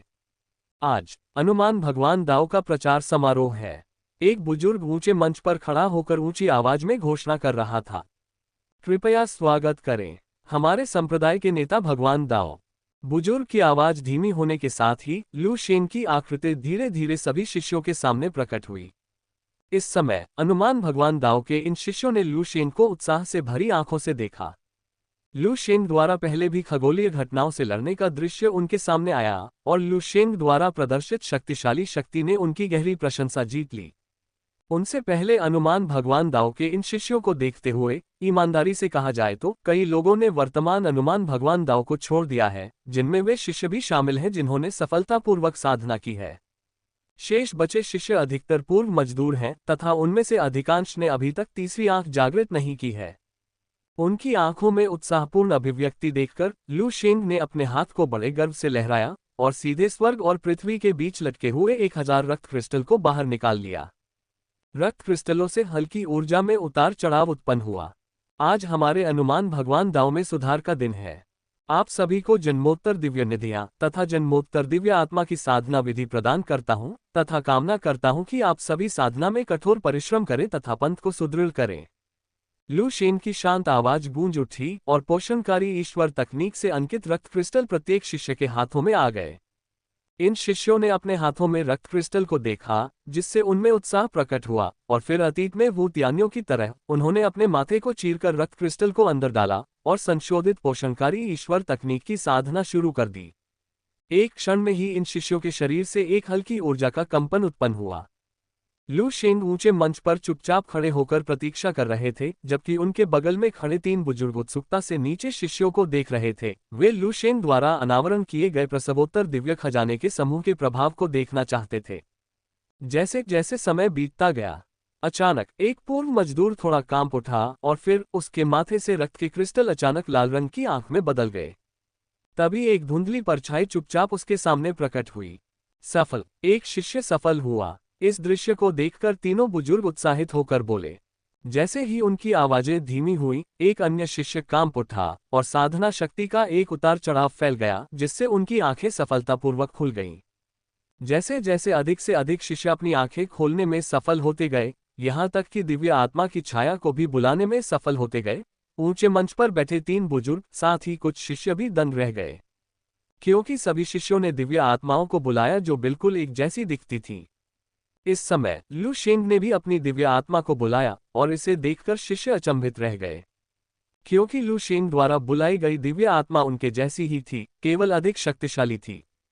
कई लोगों की उलझन भरी निगाहों का सामना करते हुए लू शेंग ने शांति से कहा, मुझे विश्वास है कि आप में से कई लोग मेरे पिछले कार्यों से हैरान हैं। आज मैं पूरी सच्चाई उजागर करूंगा।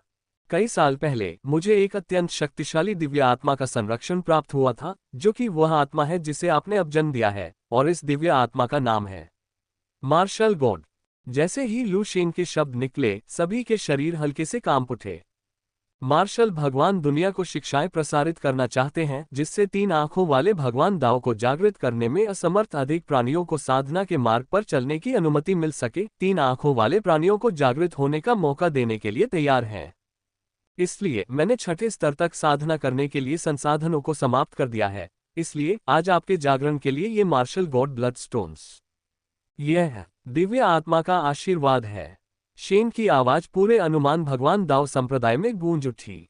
चाहे वह लू शेन के बगल में खड़े 3 बुजुर्ग थे, नीचे अनुमान भगवान दाओ के शिष्य थे, या वे शिष्य जिन्होंने मार्शल गॉड ब्लडस्टोन के माध्यम से अपनी तीसरी आंख खोली थी, वे सभी लू शेन के शब्दों से दंग रह गए थे। उन्होंने कभी नहीं सोचा था कि लू शेन आत्माओं से संवाद कर सकता है। इससे भी अधिक अप्रत्याशित, लू शेन के हाथ में प्रसवोत्तर दिव्य खजाना आत्माओं द्वारा प्रदान किया गया था। 3 आंखों वाली दुनिया में आत्माओं का अस्तित्व ही उनका एकमात्र विश्वास था। लू शेन के शब्दों ने उनकी आस्था के मूल को पूरी तरह से प्रभावित किया। उनके विचार में विश्वसनीयता बहुत अधिक थी। इसके अलावा मार्शल गॉड ब्लडस्टोन किसी की आत्मा को प्रतिस्थापित कर सकता है, उसे मार्शल गॉड में परिवर्तित कर मार्शल गॉड की सुरक्षा प्राप्त कर सकता है। अब से लू शेंग ऊंचे मंच पर खड़ा था, उसकी आवाज एक बार फिर गूंजी। अनुमानतः भगवान दाओ का नाम बदलकर मार्शल भगवान संप्रदाय कर दिया गया है। मार्शल गॉड संप्रदाय के सभी शिष्य अपनी साधना को बढ़ाने के लिए योगदान के आधार पर मार्शल गॉड रक्त पत्थर के लिए विनिमय कर सकते हैं।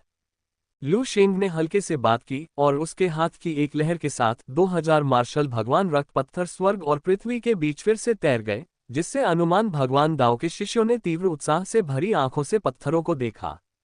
ये ध्यान दिया जाना चाहिए, मार्शल गॉड ब्लडस्टोन न केवल उन लोगों की मदद करने में सक्षम है जो अपनी तीसरी आंख नहीं खोल सकते हैं। इससे भी महत्वपूर्ण बात यह है कि प्रसवोत्तर दिव्य निधि 3 आंखों वाले प्राणियों के लिए साधना में भी बहुत प्रभावी है, और यहां तक कि प्रसवोत्तर दिव्य आत्माओं की शक्ति को भी बढ़ा सकती है। ये कहा जा सकता है कि यदि प्रसवोत्तर दिव्य निधि पर्याप्त मात्रा में हो, तो भले ही प्रसवोत्तर और जन्मजात दिव्य आत्माओं के बीच प्रारंभिक बिंदु में असमानता हो, प्रसवोत्तर दिव्य निधि के पोषण के साथ प्रसवोत्तर दिव्य आत्माएं एक निश्चित स्तर पर जन्मजात आत्माओं के साथ प्रतिस्पर्धा कर सकती हैं। परिणामस्वरूप जब लू शेंग ने शेष मार्शल गॉड ब्लडस्टोन्स को बाहर निकाला तो सभी की सांसें कुछ भारी हो गईं। लू शेंग ने ये देखा और हल्के से मुस्कुराया, उसकी नजर तीनों बुजुर्गों पर पड़ी। लू शेंग ने शेष पत्थरों में से 3 सबसे बड़े मार्शल गॉड ब्लडस्टोन लिए और अपने हाथ की एक लहर के साथ उन्हें तीनों बुजुर्गों के सामने गिरा दिया। तीनों बुजुर्गों ने मेरे सफल वर्षों के दौरान मार्शल गॉड संप्रदाय की रक्षा करके इसमें योगदान दिया है, और आज उन्हें मार्शल गॉड ब्लडस्टोन से पुरस्कृत किया जाएगा। लू शेंग के शब्द तीनों बुजुर्गों के कानों में पड़े। इस क्षण तीनों के चेहरे पर उत्तेजना छा गई। वे अनुमान भगवान दाव में बने रहे क्योंकि वे संप्रदाय के अनुभवी थे और उनके मन में इसके साथ एक अकथनीय भावना जुड़ी हुई थी। लेकिन अधिकतर ऐसा इसलिए था क्योंकि उनकी ताकत महत्वपूर्ण नहीं थी। अनुमान भगवान दाव को सेवानिवृत्त होने के स्थान के रूप में माना जाता था, इसीलिए वे रुके। लेकिन कौन जानता था, लू शेंग छठे रैंक तक पहुंच सकता है, और यह भी उम्मीद नहीं थी कि वे इस तरह के महान प्रसवोत्तर दिव्य खजाने को प्राप्त कर सकते हैं। आशीर्वाद के लिए धन्यवाद संप्रदाय नेता। तीनों बुजुर्ग उत्साह से अभिभूत होकर जल्दी से लू शेंग की ओर झुके। यद्यपि उनके पास अपनी आत्माएं थीं, लेकिन मार्शल गॉड ब्लडस्टोन के साथ उन्हें मार्शल गॉड में बदलने की क्षमता उन्हें मंत्रमुग्ध करने के लिए पर्याप्त थी। आखिरकार लू शेंग ने छठा स्थान प्राप्त किया, जिसके बारे में उनका मानना था कि यह मार्शल भगवान के कारण था। यदि वे मार्शल गॉड में रूपांतरित हो सके और मार्शल गॉड ब्लडस्टोन्स का लाभ उठा सके, तो क्या वे आगे नहीं बढ़ेंगे? वे मूलतः चौथे स्थान पर सबसे कमजोर समूह में शामिल थे। अब आशा को देखकर वे उत्साहित क्यों न हो। इसके बाद तीनों बुजुर्गों ने शब्दों को बर्बाद नहीं किया, उच्च मंच पर पालथी मारकर बैठ गए और मार्शल गॉड ब्लडस्टोन्स को अवशोषित करना शुरू कर दिया। तीसरी आंख पहले से ही खुली हुई कुछ शिष्यों ने प्रत्याशा से भरी आंखों से बुजुर्गों को देखा। जैसे ही तीनों ने मार्शल गॉड ब्लडस्टोन्स को अवशोषित करना शुरू किया, उनकी तीसरी आंखों में लाल रंग की ऊर्जा प्रवाहित होने लगी। एक क्षण में लाल ऊर्जा ज्वार की तरह उनकी तीसरी आंखों के चेतना स्थान में प्रवेश कर गई, और उस क्षण लू शेंग के असली रूप ने एक चाल चली, तीनों की आत्माओं को बलपूर्वक दबा दिया और उनके निवास पर कब्जा कर लिया। जब लू शेंग तीनों की आत्मा बन गया तो उनके शरीर थोड़ा कांपने लगे, और जब उन्होंने फिर से अपनी आंखें खोली तो उनके अंदर कृतज्ञता के अलावा कुछ नहीं था। धन्यवाद संप्रदाय नेता, धन्यवाद मार्शल भगवान, तीनों ने एक साथ चिल्लाकर कहा, जिससे खुली आंखों वाले अनुमान भगवान दाव शिष्यों में उत्साह भर गया। वे महसूस कर सकते थे कि उनकी आत्मा बदलने के बाद तीनों बुजुर्गों की आभा में पहले से ही सुधार आ गया था। लू शेंग ने तीनों बुजुर्गों की हालत देखी और थोड़ा सिर हिलाए बिना नहीं रह सका। उनकी आत्माओं को मेरी आत्माओं से बदलने के बाद मार्शल गॉड ब्लडस्टोन की अवशोषण क्षमता बढ़ी हो जाती है, इसलिए पर्याप्त मार्शल गॉड ब्लडस्टोन्स के साथ ये 3 बुजुर्ग सीधे आधे साल में 5वें रैंक तक आगे बढ़ सकते हैं। बोलते समय लू शेंग मुस्कुराए बिना नहीं रह सका। इससे पहले पूरे निचले भगवान दाव संप्रदाय में केवल 3 5वें रैंक के विशेषज्ञ थे, और उन्होंने अनुमान भगवान दाव के लिए सीधे परेशानी पैदा करने की हिम्मत की, जो पिछले संप्रदाय को नष्ट करने के लिए पर्याप्त था। आधे वर्ष में स्वयं को छोड़कर मार्शल गॉड संप्रदाय में 3 5वें रैंक के विशेषज्ञ होंगे, जो 3 आंखों वाले विश्व में एक उल्लेखनीय आधार होगा। इसके अलावा अंततः मैंने जन्मजात दिव्य आत्मा का वास्तविक स्वरूप देखा। लू शेंग की नजर तीनों बुजुर्गों पर पड़ी। अभी कुछ समय पहले जब तीनों बुजुर्ग मार्शल गॉड ब्लडस्टोन के माध्यम से दिव्य आत्मा को प्रतिस्थापित कर रहे थे, लू शेंग ने भी तीनों बुजुर्गों की जन्मजात दिव्य आत्मा को दबाने के लिए अपने शरीर का उपयोग किया और कई चीजें सीखीं। मैंने कभी यह उम्मीद नहीं की थी कि ये तथाकथित जन्मजात दिव्य आत्माएं वास्तव में तीन आंखों वाली दुनिया के पिछले आक्रमणकारी थे। लू शेंग की आंखों में एक अजीब सी रोशनी चमक उठी। दिव्य आत्मा का दमन करके लू शेंग ने इन आत्माओं की स्मृतियों का एक भाग भी प्राप्त कर लिया और जन्मजात दिव्य आत्मा की उन स्मृतियों में उसने तीन आंखों वाली दुनिया के कुछ रहस्यों को समझा। यहाँ की जन्मजात दिव्य आत्मा कभी तीन आंखों वाली दुनिया पर एक शक्तिशाली आक्रमणकारी थी। उनकी ताकत अलग अलग थी, लेकिन बाद में वे अवशोषित हो गईं और तीन आंखों वाली दुनिया की विश्व चेतना के लिए पोषक बन गईं। तीन आंखों वाले भगवान दाओ की प्रणाली एक विशेष दिव्य आत्मा मोड है जिसका उपयोग तीन आंखों वाली दुनिया द्वारा किया जाता है, जो इन आक्रमणकारियों को अपने पोषण में बदल देती है।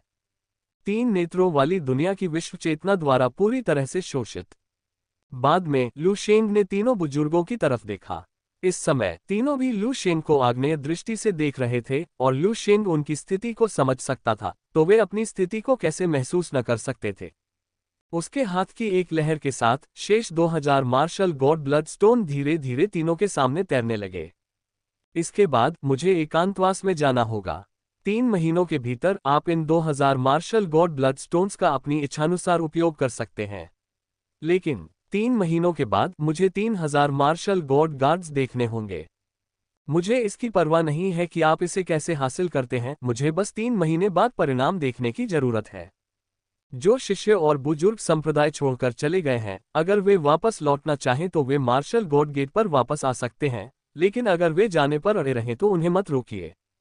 हालांकि जो लोग मार्शल गॉड गेट छोड़ने पर जोर देते हैं वे मार्शल गॉड ब्लड स्टोन्स प्राप्त करना चाहते हैं, तो उन्हें बदले में पर्याप्त संसाधन प्रस्तुत करने होंगे। लू शेंग की बातें सुनकर तीनों बुजुर्गों ने स्वाभाविक रूप से संकोच नहीं किया और तुरंत सलामी में अपनी मुट्ठियां भींच ली। हम संप्रदाय नेता की आज्ञा का पालन करते हैं। लू शेंग ने थोड़ा सिर हिलाया और फिर उसका आंकड़ा वर्ग से गायब हो गया। मार्शल गॉड गेट के 3 बुजुर्गों को पूरी तरह से अधिकार सौंप दिया। जब वह पुनः प्रकट हुआ तो लू शेंग की आकृति पहले से ही मार्शल गॉड गेट के शिखर पर थी। पहाड़ की चोटी पर खड़े होकर भयंकर हवा ने लू शेंग के कपड़ों को हिला दिया। लू शेंग पहाड़ की चोटी पर खड़ा था, पूरे मार्शल गॉड गेट को देख रहा था। उसकी आंखों में एक हल्की सी चमक थी। मार्शल गॉड गेट की स्थापना, मार्शल गॉड ब्लड स्टोन का अस्तित्व और मेरा सार एक अर्जित दिव्य आत्मा बन जाना, ये सभी 3 आंखों वाली दुनिया के लिए एक बड़ा झटका है। मार्शल गॉड गेट का तेजी से विकास कुछ ऐसा नहीं है जिसे 3 आंखों वाली दुनिया की विश्व चेतना देखना चाहती है, लू शेंग ने धीरे से कहा। लू शेंग बहुत स्पष्ट था कि लू शेंग के साधन के रूप में 3 आंखों वाली दुनिया की विश्व चेतना निस्संदेह कार्य करेगी। किसी समय मार्शल गॉड गेट को 3 आंखों वाली दुनिया की विश्व चेतना से भारी झटका सहना पड़ता है। इसके अतिरिक्त इस बार विश्व चेतना का प्रहार घातक होना तय है, या तो इस प्रहार के दौरान मेरे इस अवतार को मूल शरीर में वापस लौटना होगा और मार्शल गॉड गेट के साथ मैंने जो कुछ भी बनाया है वह विश्व चेतना द्वारा मिटा दिया जाएगा, यहाँ तक कि 3 आंखों वाली दुनिया के लिए एक उपहार बन जाएगा। या यदि मैं इस प्रहार का प्रतिरोध करता हूँ तो मैं मार्शल गॉड ब्लड स्टोन का उपयोग करते हुए अपनी व्युत्पन्न पोषणकारी भगवान तकनीक के साथ पूरे विश्व को अपना निजी क्षेत्र मानते हुए 3 आंखों वाली दुनिया में लंबे समय तक रहने में सक्षम हो जाऊंगा। क्या यह एक निर्णायक लड़ाई है? लू शेंग की आंखें धीरे धीरे नीचे झुक गईं और वह धीरे धीरे बोलने लगा। तो फिर चलो हम अपने कौशल पर भरोसा करें, लू शेंग ने धीरे से कहा। उसकी आंखों में एक अजीब सी चमक थी। जन्मजात दिव्य आत्मा, अर्जित दिव्य आत्मा, लू शेंग ने अपने मुंह के कोने पर हल्की सी मुस्कान लाते हुए कहा। क्या आप चाहते हैं कि मैं यह मार्शल भगवान भी जन्मजात दिव्य आत्माओं में से एक बन जाऊं? अच्छा, देखते हैं कि क्या आपके पास ये क्षमता है। लू शेंग ने अपना सिर आसमान की ओर उठाते हुए कहा, मानो वह आकाश के पार 3 आंखों वाली दुनिया की विश्व चेतना को देखना चाहता हो। बूम बूम बूम, ऊपर आकाश में गड़गड़ाहट हुई, जो विश्व चेतना की ओर से लू शेंग को दी गई चेतावनी के समान थी। हालांकि ऐसी चेतावनियों का सामना करते हुए लू शेंग ने इसे दिल पर लिए बिना शांति से मुस्कुराया और बस पहाड़ की चोटी पर चुपचाप बैठ गया। चारों ओर प्रचंड हवा को गरजते रहने देते हुए, आसमान में गड़गड़ाहट को जारी रखने देते हुए लू शेंग अविचलित रहे, पहाड़ की चोटी पर अकेले बैठे रहे और लगातार अपने अवतार की शक्ति को बढ़ाते रहे। जैसे ही लू शेंग ने प्रशिक्षण लिया, मार्शल गॉड गेट के 3 बुजुर्गों ने भी अपनी कार्रवाई शुरू कर दी। अध्याय 261 शक्तिशाली वू शेन संप्रदाय। 3 महीने बाद लू शेन के सत्ता त्यागने के बाद तीनों बुजुर्गों ने वू शेन संप्रदाय का सुधार शुरू किया। मार्शल देवता के रूप में लू शेन के वास्तविक शरीर के साथ तीनों की शक्ति में उल्लेखनीय वृद्धि हुई तथा प्रत्येक व्यक्ति चौथे चरण के मध्य साधना स्तर या उससे ऊपर पहुंच गया। उनमें से एक संभवतः संचित प्रयासों के कारण कुछ ही दिनों में चौथे चरण तक पहुंच गया। ये ध्यान देने योग्य बात है कि पूर्ववर्ती अनुमान देवताओं के भीतर भी चतुर्थ चरण के विशेषज्ञ बहुत दुर्लभ थे। इस कारण 3 प्राचीन, जो वर्तमान में वू शेन संप्रदाय के गिने चुने लोगों में से हैं, ने अपनी शक्ति के आधार पर स्वयं को महान प्राचीन, द्वितीय प्राचीन और तृतीय प्राचीन में वर्गीकृत किया। वे प्रत्येक वू शेन संप्रदाय के शिष्यों के एक गुट का नेतृत्व करते हुए पूर्व शिष्यों और अनुमान देवता दाओ के प्राचीनों को भर्ती करते थे। वू शेन संप्रदाय से 1000 मील दूर एक शहर में महान बुजुर्ग ने 100 से अधिक शिष्यों को शहर के बाहर भव्य रूप से प्रकट होने के लिए प्रेरित किया। महान बुजुर्ग ने अपने सामने शहर को देखा और जोर से हंसे, पुराने दोस्त, बहुत समय हो गया, कैसे हो? महान बुजुर्ग की आवाज पूरे शहर में गूंज उठी। एक क्षण में शहर के भीतर से 2 आकृतियां बाहर निकलीं। वे बोलने ही वाली थी कि तभी महान बुजुर्ग की आभा और उनके पीछे सैकड़ों वू शेन संप्रदाय के शिष्यों की साधना का आभास पाकर उनकी पुतलियां थोड़ी सिकुड़ गईं। चौथे चरण के अंत में ये कैसे संभव है? उनमें से एक ने अविश्वास भरी आंखों से कहा। महान बुजुर्ग ने हल्के से मुस्कुराते हुए कहा, 3 दिन बाद किसी को एक नई रोशनी में देखो, पुराने दोस्त, तुम उससे जुड़ गए हो। जैसे ही ये शब्द निकले, दोनों के चेहरे पर धीरे धीरे अनिश्चितता छा गई। उन्हें समझ नहीं आ रहा था कि आज महान बुजुर्ग उन्हें क्यों ढूंढ रहे हैं। वे सहज ही सतर्क हो गए। महान बुजुर्ग ने शब्दों को व्यर्थ नहीं किया, बस इतना कहा, संप्रदाय नेता के आदेश से मैं आप सभी को वू शेन संप्रदाय में वापस लौटने के लिए राजी करने आया हूं। उनकी भौहें थोड़ी सिकुड़ गईं, खासकर जब संप्रदाय प्रमुख शब्द का जिक्र हुआ। उनकी भौहों के बीच गुस्सा साफ झलक रहा था। हन्फ, कैसा संप्रदाय नेता? एकदम स्वार्थी व्यक्ति। क्या ऐसा व्यक्ति हमारे अनुमान भगवान दाओ का संप्रदाय नेता बनने के लायक है? एक व्यक्ति गुस्से में चिल्लाया। जाहिर है कि वह अभी भी लू शेन के पिछले कार्यों के प्रति द्वेष रखता था। हालांकि जैसे ही ये शब्द निकले, महान बुजुर्ग का चेहरा अचानक काला पड़ गया। हन्फ, संप्रदाय प्रमुख के सभी कार्य पूरे वू शेन संप्रदाय को मजबूत करने के लिए हैं। आप केवल एक संकीर्ण नली के माध्यम से एक तेंदुए की झलक देखते हैं। आप संप्रदाय प्रमुख के मामलों के बारे में कैसे जान सकते हैं? मैं संप्रदाय नेता के निर्देशों का पालन करना चाहता था, लेकिन मुझे उम्मीद नहीं थी कि आप संप्रदाय नेता के बारे में इतनी अशिष्टता से बात करेंगे, जिससे मौत आ जाएगी। महान बुजुर्ग ने धीमी आवाज में गुर्राहट की और तुरंत लू शेन के प्रेत को बुलाया। चौथे चरण की अंतिम खेती बाहर की ओर विकीर्ण हुई। एक फ्लैश में लू शेन का प्रेत धीरे धीरे नीचे उतरा और एक भयानक ऊर्जा ने अचानक 2 मध्य चौथे चरण के पावरहाउस को दबा दिया, जिससे उनमें प्रतिरोध करने की कोई शक्ति नहीं बची और वे तुरंत वश में हो गए। संप्रदाय का नेता दयालु है और वह आपकी उपेक्षा कर सकता है, लेकिन यदि आप संप्रदाय के नेता के मामलों पर बाहरी दुनिया के साथ चर्चा करना जारी रखते हैं, तो अगली बार यह इतना आसान नहीं होगा। महान बुजुर्ग ने उन 2 दबे हुए लोगों पर ठंडी निगाह डाली, जिनकी आंखें अब केवल गहरे भय से भरी हुई थीं। जाहिर है, उन्होंने यह अनुमान नहीं लगाया था कि जो व्यक्ति अतीत में उनका मुकाबला नहीं कर पाया था, वह अब उन्हें मात्र एक हाथ के झटके से हरा सकता है। इस अचानक परिवर्तन को स्वीकार करना उनके लिए कठिन हो गया। कहीं और एक अंतहीन पर्वत श्रृंखला में स्वर्ग और पृथ्वी की आध्यात्मिक क्यूई का संकेंद्रण लगातार भीतर से निकल रहा था, जो पूरी पर्वत श्रृंखला को ढकने वाली सफेद धुंध में परिवर्तित हो गया था। पहाड़ों के भीतर कई 3 आंखों वाले प्राणी आगे पीछे घूमते रहते थे तथा लगातार भीतर खेती के संसाधनों की तलाश करते रहते थे। तियानयान पर्वत श्रृंखला, जो वास्तव में हमारी त्रिनेत्र वाली दुनिया का सबसे प्राचीन स्थान है, में समृद्ध स्वर्गीय और सांसारिक आध्यात्मिक क्यूई और अत्यधिक प्रचुर साधना संसाधन है। मैंने बस परिधि पर थोड़ी खोज की और चौथे चरण की साधना संसाधन पाया। एक 3 आंखों वाले प्राणी ने अपने हाथ में खेती के संसाधन को देखा। उसकी आंखें अचानक आनंद से भर गईं। हालांकि उसके चेहरे की खुशी फीकी पड़ने से पहले ही उसके पीछे से एक धीमी आवाज आई। वो शेन संप्रदाय व्यवसाय आम लोगों को जल्दी से छोड़ देना चाहिए। धीमी आवाज में एक दबंग भाव था, जिससे आसपास के कई 3 आंखों वाले प्राणियों के चेहरों पर नाराजगी दिखाई देने लगी। तियानयान पर्वत श्रृंखला तीन आंखों वाली दुनिया में एक मालिकहीन जगह है। वुशेन संप्रदाय, क्या वे पूरी तियानयान पर्वत श्रृंखला पर कब्जा करने का इरादा रखते हैं?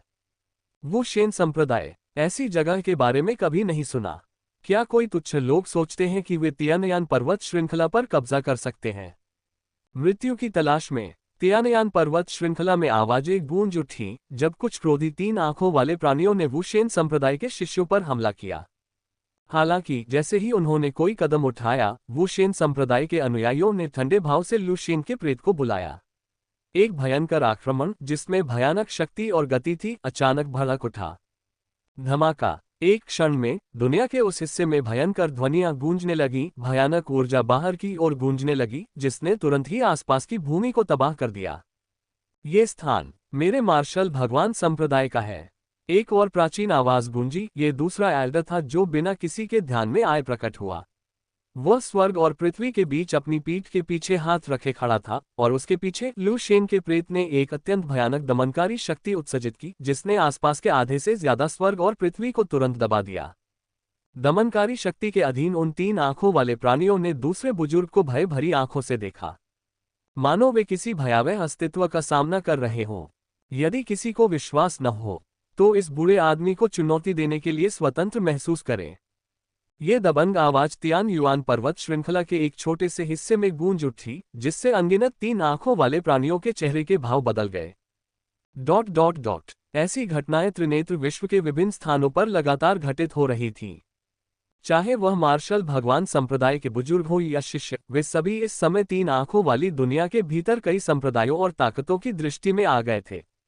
जिस बात ने उन्हें सबसे अधिक आश्चर्यचकित किया वह मार्शल गॉड संप्रदाय का प्रभुत्व नहीं था बल्कि उसकी युद्ध शक्ति थी।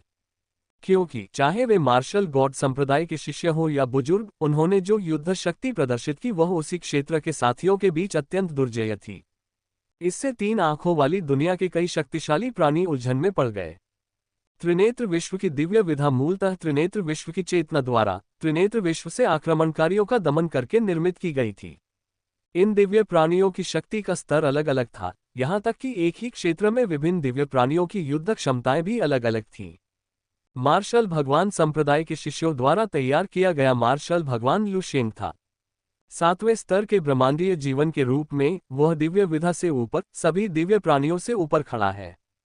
भले ही लुशेन ने मार्शल भगवान संप्रदाय के शिष्यों और बुजुर्गों में अपनी चेतना को कमजोर नहीं किया, केवल लुशेन के कॉस्मिक दाव की अंतर्निहित लड़ाकू जागरूकता और समझ पर भरोसा किया। ये शिष्यों और बुजुर्गों के लिए एक ही स्तर पर अजेय लड़ाकू शक्ति रखने के लिए पर्याप्त था।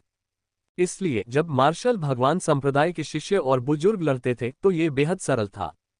उन्हें केवल लुशेन के प्रेत को मुक्त करने की आवश्यकता थी और उसके बाद जो कुछ भी हुआ उसे प्रेत पर छोड़ा जा सकता था, क्योंकि जिन चीजों को प्रेत भी हल नहीं कर सकता था तब एकमात्र विकल्प पलायन करना था। इस प्रकार जैसे जैसे समय बीतता गया, मार्शल भगवान संप्रदाय के शिष्य और बुजुर्ग तीन आंखों वाली दुनिया के भीतर विभिन्न स्थानों पर प्रकट हुए और मार्शल भगवान संप्रदाय का नाम धीरे धीरे फैल गया। शिष्यों और बुजुर्गों द्वारा प्रदर्शित शक्ति के कारण कई बुजुर्ग और शिष्य जो पहले अनुमान भगवान दाव को छोड़ने का फैसला कर चुके थे, वापस लौट आए। मार्शल गॉड ब्लडस्टोन से प्रेरित होकर मार्शल गॉड संप्रदाय ने तीव्र विकास का स्वागत किया। जैसे जैसे समय बीतता गया, मार्शल गॉड संप्रदाय की समग्र शक्ति मजबूत होती गई। 3 महीने बाद मार्शल गॉड संप्रदाय के चौक में आकृतियां चुपचाप खड़ी थीं, उनमें से प्रत्येक से अत्यंत भयानक आभा निकल रही थी। इन आकृतियों में सबसे आगे मार्शल गॉड संप्रदाय के बुजुर्ग खड़े थे। सभी की अंतर्निर्मित आभा ने एक भयानक शक्ति उत्पन्न की, यहाँ तक कि आकाश में बादलों को भी हिला दिया, जिससे वे क्षण भर में बिखर गए और स्वच्छ आकाश में बदल गए। लुशेन एक ऊंचे मंच पर चुपचाप खड़ा था और नीचे 3000 मार्शल गॉड गार्ड्स और उनके सामने दर्जन भर लोगों को देख रहा था। ये लोग वे बुजुर्ग थे जो अनुमान देवता दाव और अधोलोक देवता दाव से लौटे थे। उनके अलावा इन लौटने वालों में सबसे आगे केवल 3 महान बुजुर्ग खड़े थे। निस्संदेह स्पष्ट लुशेन ने ये दृश्य देखा और काफी संतुष्ट महसूस किया। विश्व चेतना का मुकाबला करने की जरूरत के कारण लुशेन इन तुच्छ मामलों को व्यक्तिगत रूप से संभाल नहीं सकता था। उसे बस अपने अवतार की शक्ति को यथासंभव बढ़ाना था और मार्शल गॉड ब्लडस्टोन प्राप्त करना था। तभी वह निर्णायक युद्ध में त्रिनेत्र विश्व की विश्व चेतना का सामना कर सकता था। तीनों बुजुर्गों ने अच्छा किया है, लू शेंग धीरे से बोला। लू शेंग की बातें सुनकर तीनों बुजुर्गों के चेहरे पर शानदार मुस्कान आ गई। मैंने कहा है, मार्शल गॉड संप्रदाय उन लोगों को कभी वंचित नहीं करता जिन्होंने योगदान दिया है। मार्शल गॉड संप्रदाय के भीतर योग्यता ही सब कुछ है। तीनों बुजुर्गों ने मार्शल भगवान संप्रदाय को मजबूत करने में योगदान दिया है। आज मैं तीनों बुजुर्गों में से प्रत्येक को एक सर्वोच्च मार्शल भगवान रक्त पत्थर से पुरस्कृत करूंगा। ऐसा कहने के बाद लू शेंग के हाथ की एक लहर के साथ 3 बड़े मार्शल गॉड ब्लड स्टोन तीनों के सामने गिर गए। यद्यपि इन्हें सर्वोच्च मार्शल गॉड ब्लड स्टोन कहा जाता है, लेकिन इनमें लू शेंग की प्राकृतिक रक्त ऊर्जा अधिक होती है। धन्यवाद संप्रदाय नेता। तीनों बुजुर्गों ने अपने सामने मार्शल गॉड ब्लड स्टोन को देखा। उनकी आंखें खुशी और उत्साह से भरी हुई थीं। लू शेंग ने हल्के से मुस्कुराते हुए तीनों से कहा, उस स्थिति में तीनों बुजुर्ग आज ही शुद्धिकरण शुरू कर सकते हैं। यही वह दिन होगा जब आप 5वें स्तर पर कदम रखेंगे। 5वां रैंक।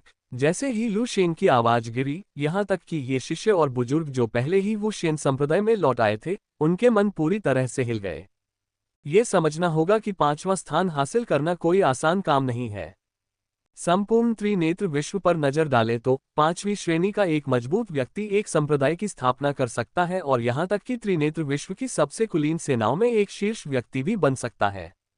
ये कहा जा सकता है कि एक बार जब कोई व्यक्ति 5वें रैंक में प्रवेश करता है, तो वह पूरी तरह से 3 आंखों वाली दुनिया में शीर्ष मजबूत व्यक्तियों की श्रेणी में शामिल हो जाता है।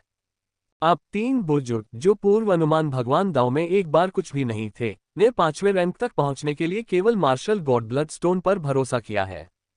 कई लोगों के दिलों में संदेह की भावना थी, लेकिन उन्होंने कुछ नहीं कहा, केवल तीनों बुजुर्गों की ओर देखते रहे। तीनों बुजुर्ग अपने सामने तैरते मार्शल गॉड ब्लड स्टोन को एक अतुलनीय भाव से देखते रहे। उनकी आंखें उत्साह से भरी हुई थीं। भले ही वे नहीं जानते थे कि वे 5वें रैंक को तोड़ने के लिए मार्शल गॉड ब्लड स्टोन का उपयोग कर सकते हैं या नहीं। लू शेंग के शब्द प्रलोभन से भरे हुए थे, जिससे उन्होंने अनजाने में हाथ बढ़ाया और उनके सामने तैरते हुए मार्शल गॉड ब्लड स्टोन को पकड़ लिया। एक क्षण में मार्शल गॉड ब्लड स्टोन लाल ऊर्जा की धाराओं में परिवर्तित हो गया, जो उनके माथे पर स्थित तीसरी आंख में प्रवाहित होने लगा। मार्शल गॉड ब्लड स्टोन के आगमन के साथ उनकी आभा स्पष्ट रूप से तीव्र गति से बढ़ने लगी। समय बीतता गया और 3000 वू शेंग गार्ड, 1 दर्जन या उससे अधिक चौथे दर्जे के बुजुर्गों के साथ तीनों बुजुर्गों पर टिके हुए थे, उनसे निकलने वाली मजबूत आभा को महसूस कर रहे थे। अचानक बूम बूम बूम, तीनों से धीमी ध्वनि के साथ विस्फोट की आवाजें निकलती रहीं, जिसके बाद उनमें से 3 विशिष्ट 5वीं श्रेणी की आभाएं गर्जना करती हुई बाहर आईं। चौक में रक्त लाल तूफान तुरंत छा गया तथा उनके पीछे लू शेंग की 3 आकृतियां प्रकट हुईं, मानो मनुष्यों के बीच सम्राट चल रहे हों, तथा प्रत्येक मुद्रा में एक ऐसी आभा थी जो दूसरों को सिहरन पैदा कर रही थी। गड़गड़ाहट। तूफान के बढ़ने के साथ ही 5वीं पंक्ति का दबाव पूरे प्लाजा पर फैल गया। 5वां रैंक। उन्होंने सचमुच 5वां रैंक हासिल कर लिया। क्या इसका मतलब यह नहीं है कि हमारा वू शेन संप्रदाय नेता पर विचार किए बिना भी पूर्व पाताल देवता दाव से आगे निकल गया है? मार्शल भगवान शक्तिशाली। 3 बुजुर्गों के पीछे चौथे दर्जे के 1 दर्जन बुजुर्ग ईर्ष्या और लालसा से भरी आंखों से सामने की ओर गौर से देख रहे थे। तीनों बुजुर्गों ने 5वीं रैंक हासिल की। क्या उनके पास भी 5वीं रैंक तक पहुंचने का मौका है? एक क्षण में चौथे दर्जे के दर्जन भर बुजुर्गों और 3000 वू शेन गार्डों की हर सांस भारी हो गई। वास्तव में उत्तेजना के कारण कुछ लोगों की आंखें लाल हो गईं। धन्यवाद संप्रदाय नेता। तीनों बुजुर्गों की सफलता पर उनके चेहरे पर स्पष्ट मुस्कान आ गई। उन्होंने सिर उठाकर लू शेंग की ओर देखा, उनकी आंखों में केवल कृतज्ञता थी। वे स्पष्ट रूप से जानते थे कि अब उनके पास जो कुछ भी है वह लू शेंग द्वारा लाया गया है। लू शेंग ने शांतिपूर्वक अपने सामने ये दृश्य देखा और स्वाभाविक रूप से इन लोगों की प्रतिक्रियाओं पर ध्यान दिया, जो वास्तव में वही थी जिनकी उसे आवश्यकता थी। लू शेंग ऊंचे मंच पर खड़े होकर हल्के से बोले, वू शेन संप्रदाय योगदान के लिए पुरस्कार। आज 3 बुजुर्ग 5वीं रैंक को तोड़ते हैं, भविष्य में आपको भी 5वीं रैंक को तोड़ने का मौका मिल सकता है। 5वां पद तो बस एक शुरुआत है। अब से वू शेन संप्रदाय मार्शल गॉड ब्लड स्टोन के आदान प्रदान की शुरुआत करता है। कोई भी व्यक्ति जो योगदान दे रहा है, वो मार्शल गॉड ब्लड स्टोन के बदले खुद को मजबूत बना सकता है या इसे अपने परिवार और करीबी लोगों को दे सकता है। ये सुनकर चौक में मौजूद बुजुर्ग और वो शेन गार्ड और भी अधिक उत्साहित हो गए। फिर भी संप्रदाय का योगदान प्राप्त करने का एकमात्र तरीका वुशेन संप्रदाय का विस्तार करना और इसे मजबूत करना है। हमारा वुशेन संप्रदाय मार्शल भगवान द्वारा नामित संप्रदाय बल है और इसके क्षेत्र का विस्तार करने से पुण्य मिलता है। वुशेन संप्रदाय की नींव को मजबूत करना पुण्य है। बेशक मैं जानता हूं कि जैसे जैसे संप्रदाय मजबूत होता जाएगा, बलिदान अपरिहार्य हो जाएंगे और कुछ लोग मर भी सकते हैं, लेकिन आपको चिंता करने की जरूरत नहीं है। यदि आप संप्रदाय के लिए लड़ते हुए मर जाते हैं तो आपकी योग्यता 3 स्तरों से बढ़ जाएगी। यदि आप संप्रदाय के बाहर मर जाते हैं तो वुशेन संप्रदाय के विशेषज्ञ व्यक्तिगत रूप से आपके मार्शल गॉड ब्लडस्टोन को संप्रदाय को वापस कर देंगे और इसे आपके निर्दिष्ट रिश्तेदारों तक पहुंचा देंगे। इसके अलावा आपके परिवारों को संप्रदाय का संरक्षण प्राप्त होगा और वे 100 वर्षों तक समृद्ध रहेंगे। लू शेन की आवाज लगातार ऊंचे मंच से गूंज रही थी, जिससे वु शेन के रक्षकों और यहां तक कि बुजुर्गों की अभिव्यक्ति भी तेजी से उत्साहपूर्ण हो गई। अब लू शेन ने वु शेन के गार्डों और यहां तक कि संप्रदाय के बुजुर्गों की ओर देखा और धीरे धीरे बोले, पूरी दुनिया को वु शेन संप्रदाय के शासन के अधीन लाओ। हाँ, एक क्षण में वु शेन गार्ड और यहां तक कि बुजुर्गों ने एक साथ जोर से जवाब दिया। उनकी आवाजें गड़गड़ाहट से गूंज रही थीं, मानो वे आकाश को भेदने वाली हों। लू शेंग ने अपने सामने के दृश्य को संतुष्टि के साथ देखा, फिर अपने हाथ की एक लहर के साथ 3 महान बुजुर्गों को सीधे 20,000 मार्शल गॉड ब्लडस्टोन सौंप दिए। मैं चाहता हूं कि आप मुझे कम से कम समय में अधिक से अधिक साधना संसाधन उपलब्ध कराएं। क्या आप ऐसा कर सकते हैं? तीनों बड़े बुजुर्गों ने एक दूसरे को देखा। हालांकि उन्हें नहीं पता था कि लू शेंग को इतने सारे साधना संसाधनों की क्या जरूरत थी, लेकिन इस दौरान लू शेंग ने उनके और पूरे मार्शल गॉड संप्रदाय के लिए जो चीजें लाई थीं, वे सभी के लिए स्पष्ट थीं। इस समय उनके मन में लू शेंग के निर्णय के प्रति कोई विरोध नहीं था, केवल अनुपालन था। हाँ, तीनों महान बुजुर्गों ने बिना किसी हिचकिचाहट के 20,000 मार्शल गॉड ब्लडस्टोन्स को सीधे अपने शरीर में डाल लिया। फिर तीनों बुजुर्गों ने मार्शल गॉड गार्ड और बुजुर्गों के एक समूह को भी चौक से बाहर निकाला और मार्शल गॉड संप्रदाय से परे अलग अलग दिशाओं में आगे बढ़े। मार्शल भगवान संप्रदाय का विस्तार इसी क्षण शुरू हुआ। लू शेंग की आकृति पहाड़ की चोटी पर लौट आए। पूरे मार्शल भगवान संप्रदाय को देखते हुए 3 महान बुजुर्गों को मार्शल भगवान संप्रदाय के क्षेत्र से कई मार्शल भगवान गार्डों का नेतृत्व करते हुए देखा, फिर अपनी निगाहें वापस ले लीं। अब मैं साधना शुरू कर सकता हूँ, लू शेंग ने धीरे से कहा, अनजाने में ऊपर आकाश की ओर देखते हुए। वह महसूस कर सकता था कि जैसे जैसे मार्शल गॉड संप्रदाय ने 3 आंखों वाली दुनिया में अपनी पहचान बनाई, 3 आंखों वाली दुनिया की विश्व चेतना तेजी से उसे निशाना बना रही थी। हालांकि यह अभी तक पूरी तरह से प्रकट नहीं हुई थी, लेकिन लू शेंग ये भी महसूस कर सकता था कि लगभग हर समय और हर जगह कोई नजर लगातार उस पर नजर रख रही थी। और करीब आ रहा हूँ, लू शेंग ने हल्के से बात की, फिर पहाड़ की चोटी पर पालथी मारकर बैठ गया। उसके शरीर के भीतर एक भयानक चूषण बल फूट पड़ा, जिसने तुरंत आसपास के सभी साधना संसाधनों को उसके शरीर में खींच लिया। उसने अपने अवतार की शक्ति को तेजी से बढ़ाना शुरू कर दिया। ... 3 महान बुजुर्गों ने टीमों का नेतृत्व करते हुए एक के बाद एक मार्शल गॉड गार्ड को मार्शल गॉड संप्रदाय के क्षेत्र से बाहर निकाला और अन्य संप्रदाय बलों पर हमले शुरू किए। मार्शल गॉड संप्रदाय का विस्तार करने का सबसे अच्छा तरीका अन्य संप्रदाय बलों को दबाना, अन्य संप्रदाय बलों के क्षेत्रों को मार्शल गॉड संप्रदाय की सीमाओं में शामिल करना था, और स्वाभाविक रूप से इन संप्रदाय बलों द्वारा संचित संसाधन भी मार्शल गॉड संप्रदाय के हो जाते थे। 3-5वीं श्रेणी के शक्तिशाली लोगों के नेतृत्व में मार्शल गॉड संप्रदाय के निकट स्थित छोटी सेनाएं और संप्रदाय मार्शल गॉड संप्रदाय के प्रभाव में पूरी तरह से दबा दिए गए तथा सूखे खरपतवार की तरह ढह गए। जैसे जैसे एक के बाद एक छोटी छोटी ताकतों को दबाया गया, मार्शल गॉड संप्रदाय में संसाधनों का एक अंतहीन प्रवाह लगातार भेजा गया, जो लू शेंग को प्रदान किया गया। यद्यपि तीनों 5वीं श्रेणी के लोग अलग अलग कार्य करते थे, क्योंकि मार्शल भगवान का शरीर मूल रूप से लू शेंग का था, उसी क्षेत्र में लगभग कोई भी चीज 3 महान बुजुर्गों के साथ प्रतिस्पर्धा नहीं कर सकती थी। इतना अधिक कि 5वीं श्रेणी की शक्तिशाली सेनाओं के साथ तैनात सेनाएं भी मार्शल गॉड संप्रदाय के आक्रमण के सामने डगमगा रही थीं। संभवतः किसी भी समय उनका दमन किया जा सकता था। एक क्षण में ही संपूर्ण 3 आंखों वाला विश्व अराजकता में डूब गया, और 3 नेत्रों वाले विश्व के आकाश के ऊपर बार बार गड़गड़ाहट हुई। भयानक गर्जनाएं आकाश में गूंजने लगीं, जिससे आसपास के शून्य में लहरें उठने लगीं। वह था 3 आंखों वाली विश्व चेतना का प्रकोप। हालांकि विश्व चेतना के रूप में भी यह मार्शल भगवान संप्रदाय के पागल विस्तार के सामने केवल नपुंसक रूप से ही क्रोध कर सकता था। इसमें कोई मदद नहीं। 3 आंखों वाला विश्व शुरू से ही उच्च स्तरीय जीवन ग्रह नहीं था। 3 आंखों वाले विश्व में सबसे मजबूत ग्रह केवल छठे स्तर का था। और अब लू शेंग ने छठी श्रेणी की ताकत हासिल कर ली थी और एक ताकत बन गया था।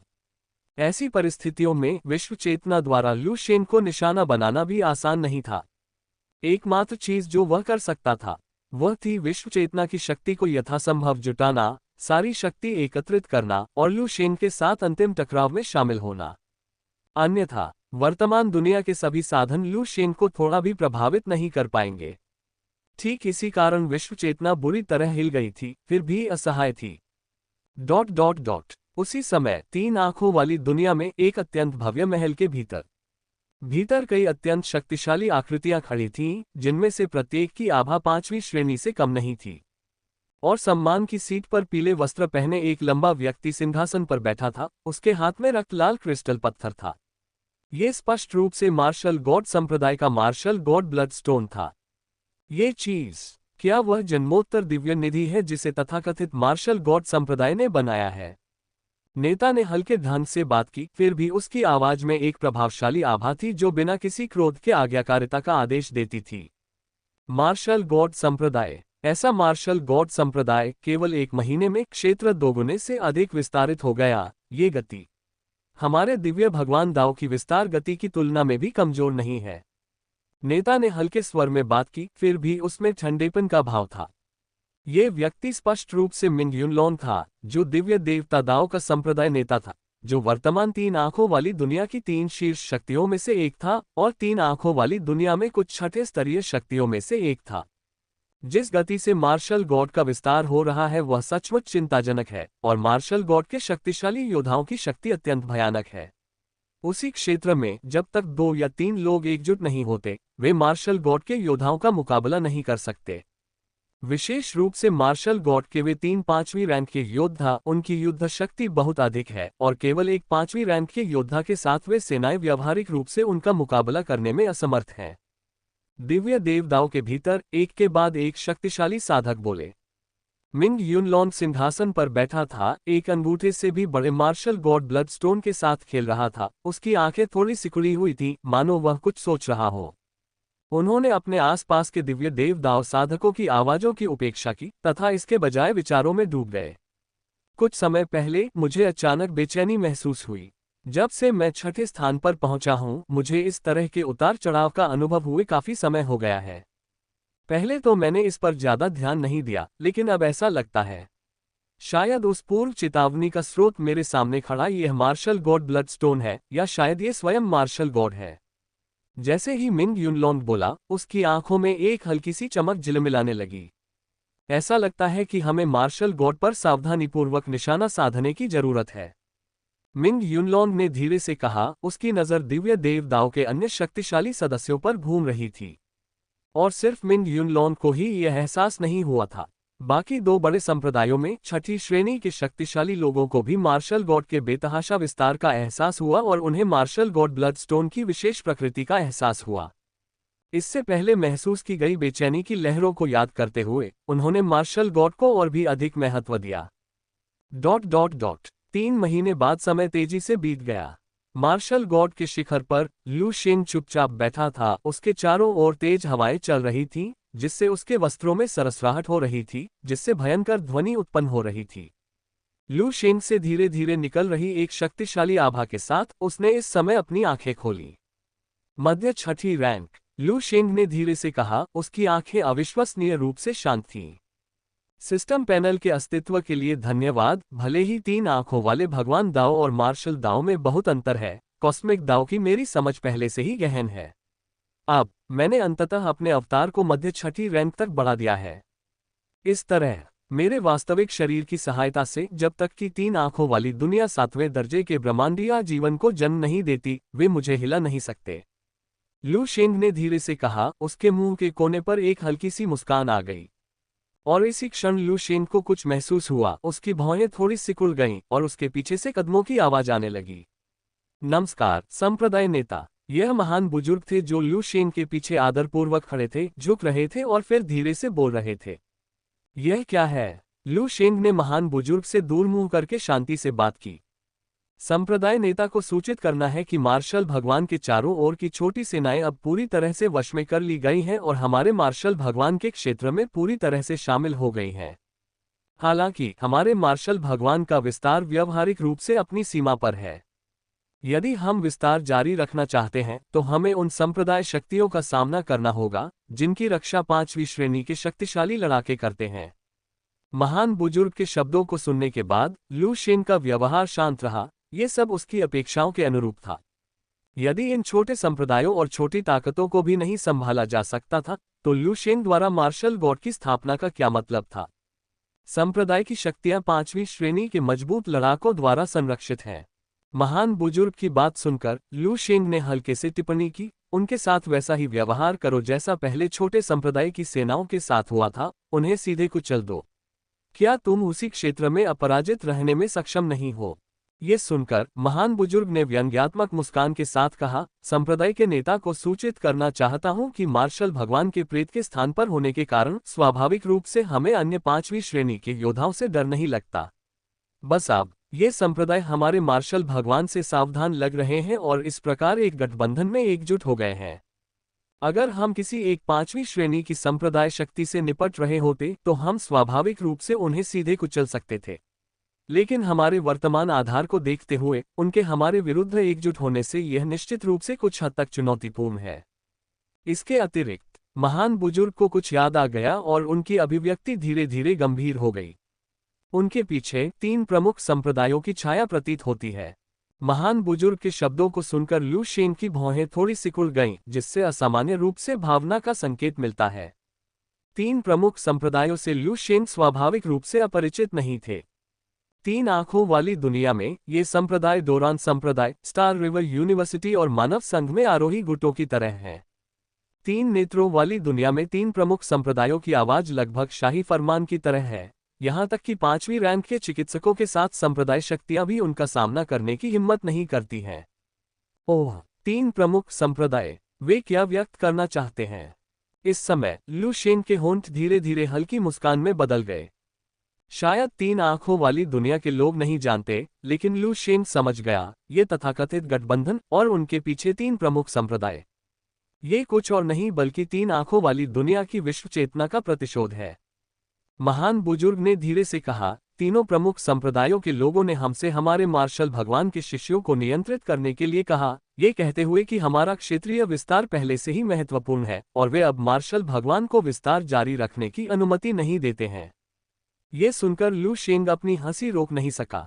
हाँ, शिष्यों को नियंत्रित करना, विस्तार जारी रखने की अनुमति नहीं देना। लू शेंग धीरे धीरे खड़ा हुआ, अपने हाथों को पीठ के पीछे करके पहाड़ की चोटी पर खड़ा था, हवा का सामना कर रहा था, फिर भी उससे एक शक्तिशाली आभा निकल रही थी। वे क्या समझते हैं? क्या वे मुझे चेतावनी देने का साहस करते हैं? नियंत्रण विस्तार असंभव। लू शेंग की धीमी आवाज में एक दबंग आभा थी जिससे ग्रैंड एल्डर का शरीर थोड़ा कांपने लगा। ग्रैंड एल्डर ने अपना सिर उठाया, लू शेंग को आशा भरी निगाहों से देखते हुए, संप्रदाय नेता का क्या मतलब है? झगड़ा करना। लू शेंग की शक्तिशाली आवाज धीरे धीरे सुनाई दी। 5वें स्तर का एक संप्रदाय हमारा विरोध कर रहा है, 3 प्रमुख संप्रदाय भी इस मजे में शामिल होना चाहते हैं। तो फिर हम लड़ेंगे। हमारा मार्शल गॉड संप्रदाय तीनों प्रमुख संप्रदायों के लोगों से बिल्कुल भी नहीं डरता। अगर वे 6ठा स्तर लागू करते हैं तो मैं खुद कार्रवाई करूंगा, मार्शल गॉड के लिए सब कुछ साफ करने के लिए। लू शेंग की बातें सुनकर महापुरुष की आंखों में अनायास ही महत्वाकांक्षा और दृढ़ संकल्प का भाव उभर आया। उन्होंने एक गहरी सांस ली और एक बार फिर लू शेंग को हल्के से प्रणाम किया। मैं संप्रदाय नेता के आदेश का पालन करूंगा। ये कहने के बाद ग्रैंड एल्डर धीरे धीरे चले गए, केवल लू शेंग को अकेला छोड़कर पहाड़ की चोटी पर चुपचाप खड़े होकर पूरे मार्शल भगवान संप्रदाय को देखते हुए, पूरे 3 आंखों वाले विश्व को देखते हुए। ... त्रिनेत्रों वाली दुनिया में एक शहर के बाहर रक्त लाल वस्त्र पहने आकृतियां सामने शहर को देख रही थीं। हालांकि शहर की दीवारों पर शक्तिशाली आकृतियां, शक्तिशाली आभा बिखेर रही थीं, फिर भी उनकी आंखों में दिखाई देने वाले उत्साह का उन पर कोई असर नहीं हुआ। उन्हें मृत्यु का कोई भय नहीं था, क्योंकि यदि वे युद्ध में मारे भी जाते तो उनके मार्शल गॉड रक्त पत्थर मार्शल गॉड संप्रदाय द्वारा पुनः प्राप्त कर लिए जाते और उनके परिवारों को सौंप दिए जाते। मारना। एक मार्शल गॉड गार्ड ने उग्रता से दहाड़ते हुए तुरंत लू शेंग के एक प्रेत को बुलाया और शहर की ओर भयंकर रूप से हमला किया। शहर की दीवार पर 3 प्रमुख संप्रदायों के शिष्यों ने ये दृश्य देखा तो वे घृणा भरी मुस्कान दिखाने से खुद को नहीं रोक सके। मार्शल गॉड संप्रदाय एक ही स्तर पर अपराजित। अंततः ऐसा इसलिए है क्योंकि आप बहुत बेकार हैं। मात्र अर्जित दिव्य आत्माएं एक ही स्तर पर अपराजित होने का दावा करने का साहस करती हैं। ये सुनकर अन्य 5वीं स्तर की सेनाओं के शिष्य अजीब मुस्कान दिखाने से खुद को नहीं रोक सके। कोई विकल्प नहीं था। 3 प्रमुख संप्रदायों के ये शिष्य जन्मजात दिव्य आत्माओं के साथ संवाद कर सकते थे और प्रतिभाशाली थे, जो अक्सर 3 आंखों वाले विश्व में अर्जित दिव्य आत्माओं की तुलना में अधिक शक्तिशाली थे। मेरे मार्शल भगवान संप्रदाय, हम उन्हें हाथ के एक झटके से दबा सकते हैं। दिव्य देवदाओं के एक शिष्य ने उपहास किया, एक कदम आगे बढ़ाया, भयंकर हवा का सामना किया, शून्य पर कदम रखा और तुरंत गड़गड़ाहट में नहाती हुई एक आकृति को बुलाया। उसके सामने एक मार्शल गॉड गार्ड पहले से ही उसकी ओर बढ़ रहा था। उन्होंने कहा, इस प्रबल वेग के कारण दिव्य देवदाओं का ये शिष्य जरा भी पीछे नहीं हटा, बल्कि केवल उपहास कर रहा था। मैं हूं। धमाका। हालांकि इससे पहले कि दिव्य देवदाओं का शिष्य बोलना समाप्त कर पाता, मार्शल गॉड गार्ड ने पहले ही लू शेंग के प्रेत को एक पल में बुला लिया था। लू शेंग का प्रेत भाव शून्यतापूर्वक पलट गया और गड़गड़ाहट में नहाए देवता ने भय की दृष्टि से इस मारक शक्ति का सामना किया। अगले ही पल एक धीमी ध्वनि के विस्फोट के साथ दिव्य देवदाओं शिष्य द्वारा अभी अभी बुलाई गई सहज दिव्य आत्मा एक क्षण में बिखर गई। यह दिव्य देवदाओं के शिष्य पूरी तरह से चकित थे। उन्हें इस बात की बिल्कुल भी उम्मीद नहीं थी कि यह दृश्य उनके सामने घटित होगा। हालांकि मार्शल गॉड गार्ड ने उसे प्रतिक्रिया करने का समय नहीं दिया, तुरंत उस पर हमला कर दिया और भयंकर हमला किया। 3 आंखों वाली दुनिया में विभिन्न स्थानों पर ऐसे दृश्य सामने आते रहे। उन 5वें स्तर के संप्रदायों ने 3 प्रमुख संप्रदायों की छाया से समर्थित होकर एक गठबंधन बनाने का फैसला किया। मार्शल गॉड संप्रदाय को 3 प्रमुख संप्रदायों की चेतावनियों को लू शेंग ने सीधे तौर पर नजरअंदाज कर दिया। तीनों प्रमुख संप्रदाय स्वाभाविक रूप से क्रोधित हो गए तथा उन्होंने अपने शिष्यों को मार्शल गॉड संप्रदाय और अन्य 5वें स्तर की ताकतों के बीच युद्ध में शामिल होने के लिए भेज दिया। ये ज्ञात था कि 3 प्रमुख संप्रदायों के शिष्य जन्मजात दिव्य आत्माओं के साथ संवाद कर सकते थे और वे दिव्य प्रतिभाशाली थे, जो अक्सर उसी क्षेत्र में अर्जित दिव्य आत्माओं के साथ मजबूत लोगों को कुचल देते थे। वे सचमुच अजेय थे, तथापि मार्शल भगवान संप्रदाय से प्राप्त दिव्य आत्माओं के साथ उन मजबूत लोगों का सामना करते हुए 3 प्रमुख संप्रदायों के शिष्यों के लाभ पूरी तरह से गायब हो गए। इस भय ने तीनों प्रमुख संप्रदायों के अनुयायियों को पूरी तरह जकड़ लिया। अधिक महत्वपूर्ण बात, उन्होंने एक बहुत ही अनोखी बात खोजी। मार्शल गॉड संप्रदाय के योद्धा, चाहे वे शिष्य हो या बुजुर्ग, मृत्यु से बिल्कुल भी नहीं डरते थे। युद्ध के मैदान में जब वे पराजित हो जाते हैं तब भी वे भयंकर रूप से आपका मांस नोच लेते हैं। ये वास्तव में इन दृश्यों के कारण था कि मार्शल भगवान संप्रदाय की क्रूरता ने 3 प्रमुख संप्रदायों की सेनाओं सहित 3 आंखों वाली दुनिया भर में संप्रदाय शक्तियों को ठंड महसूस कराए।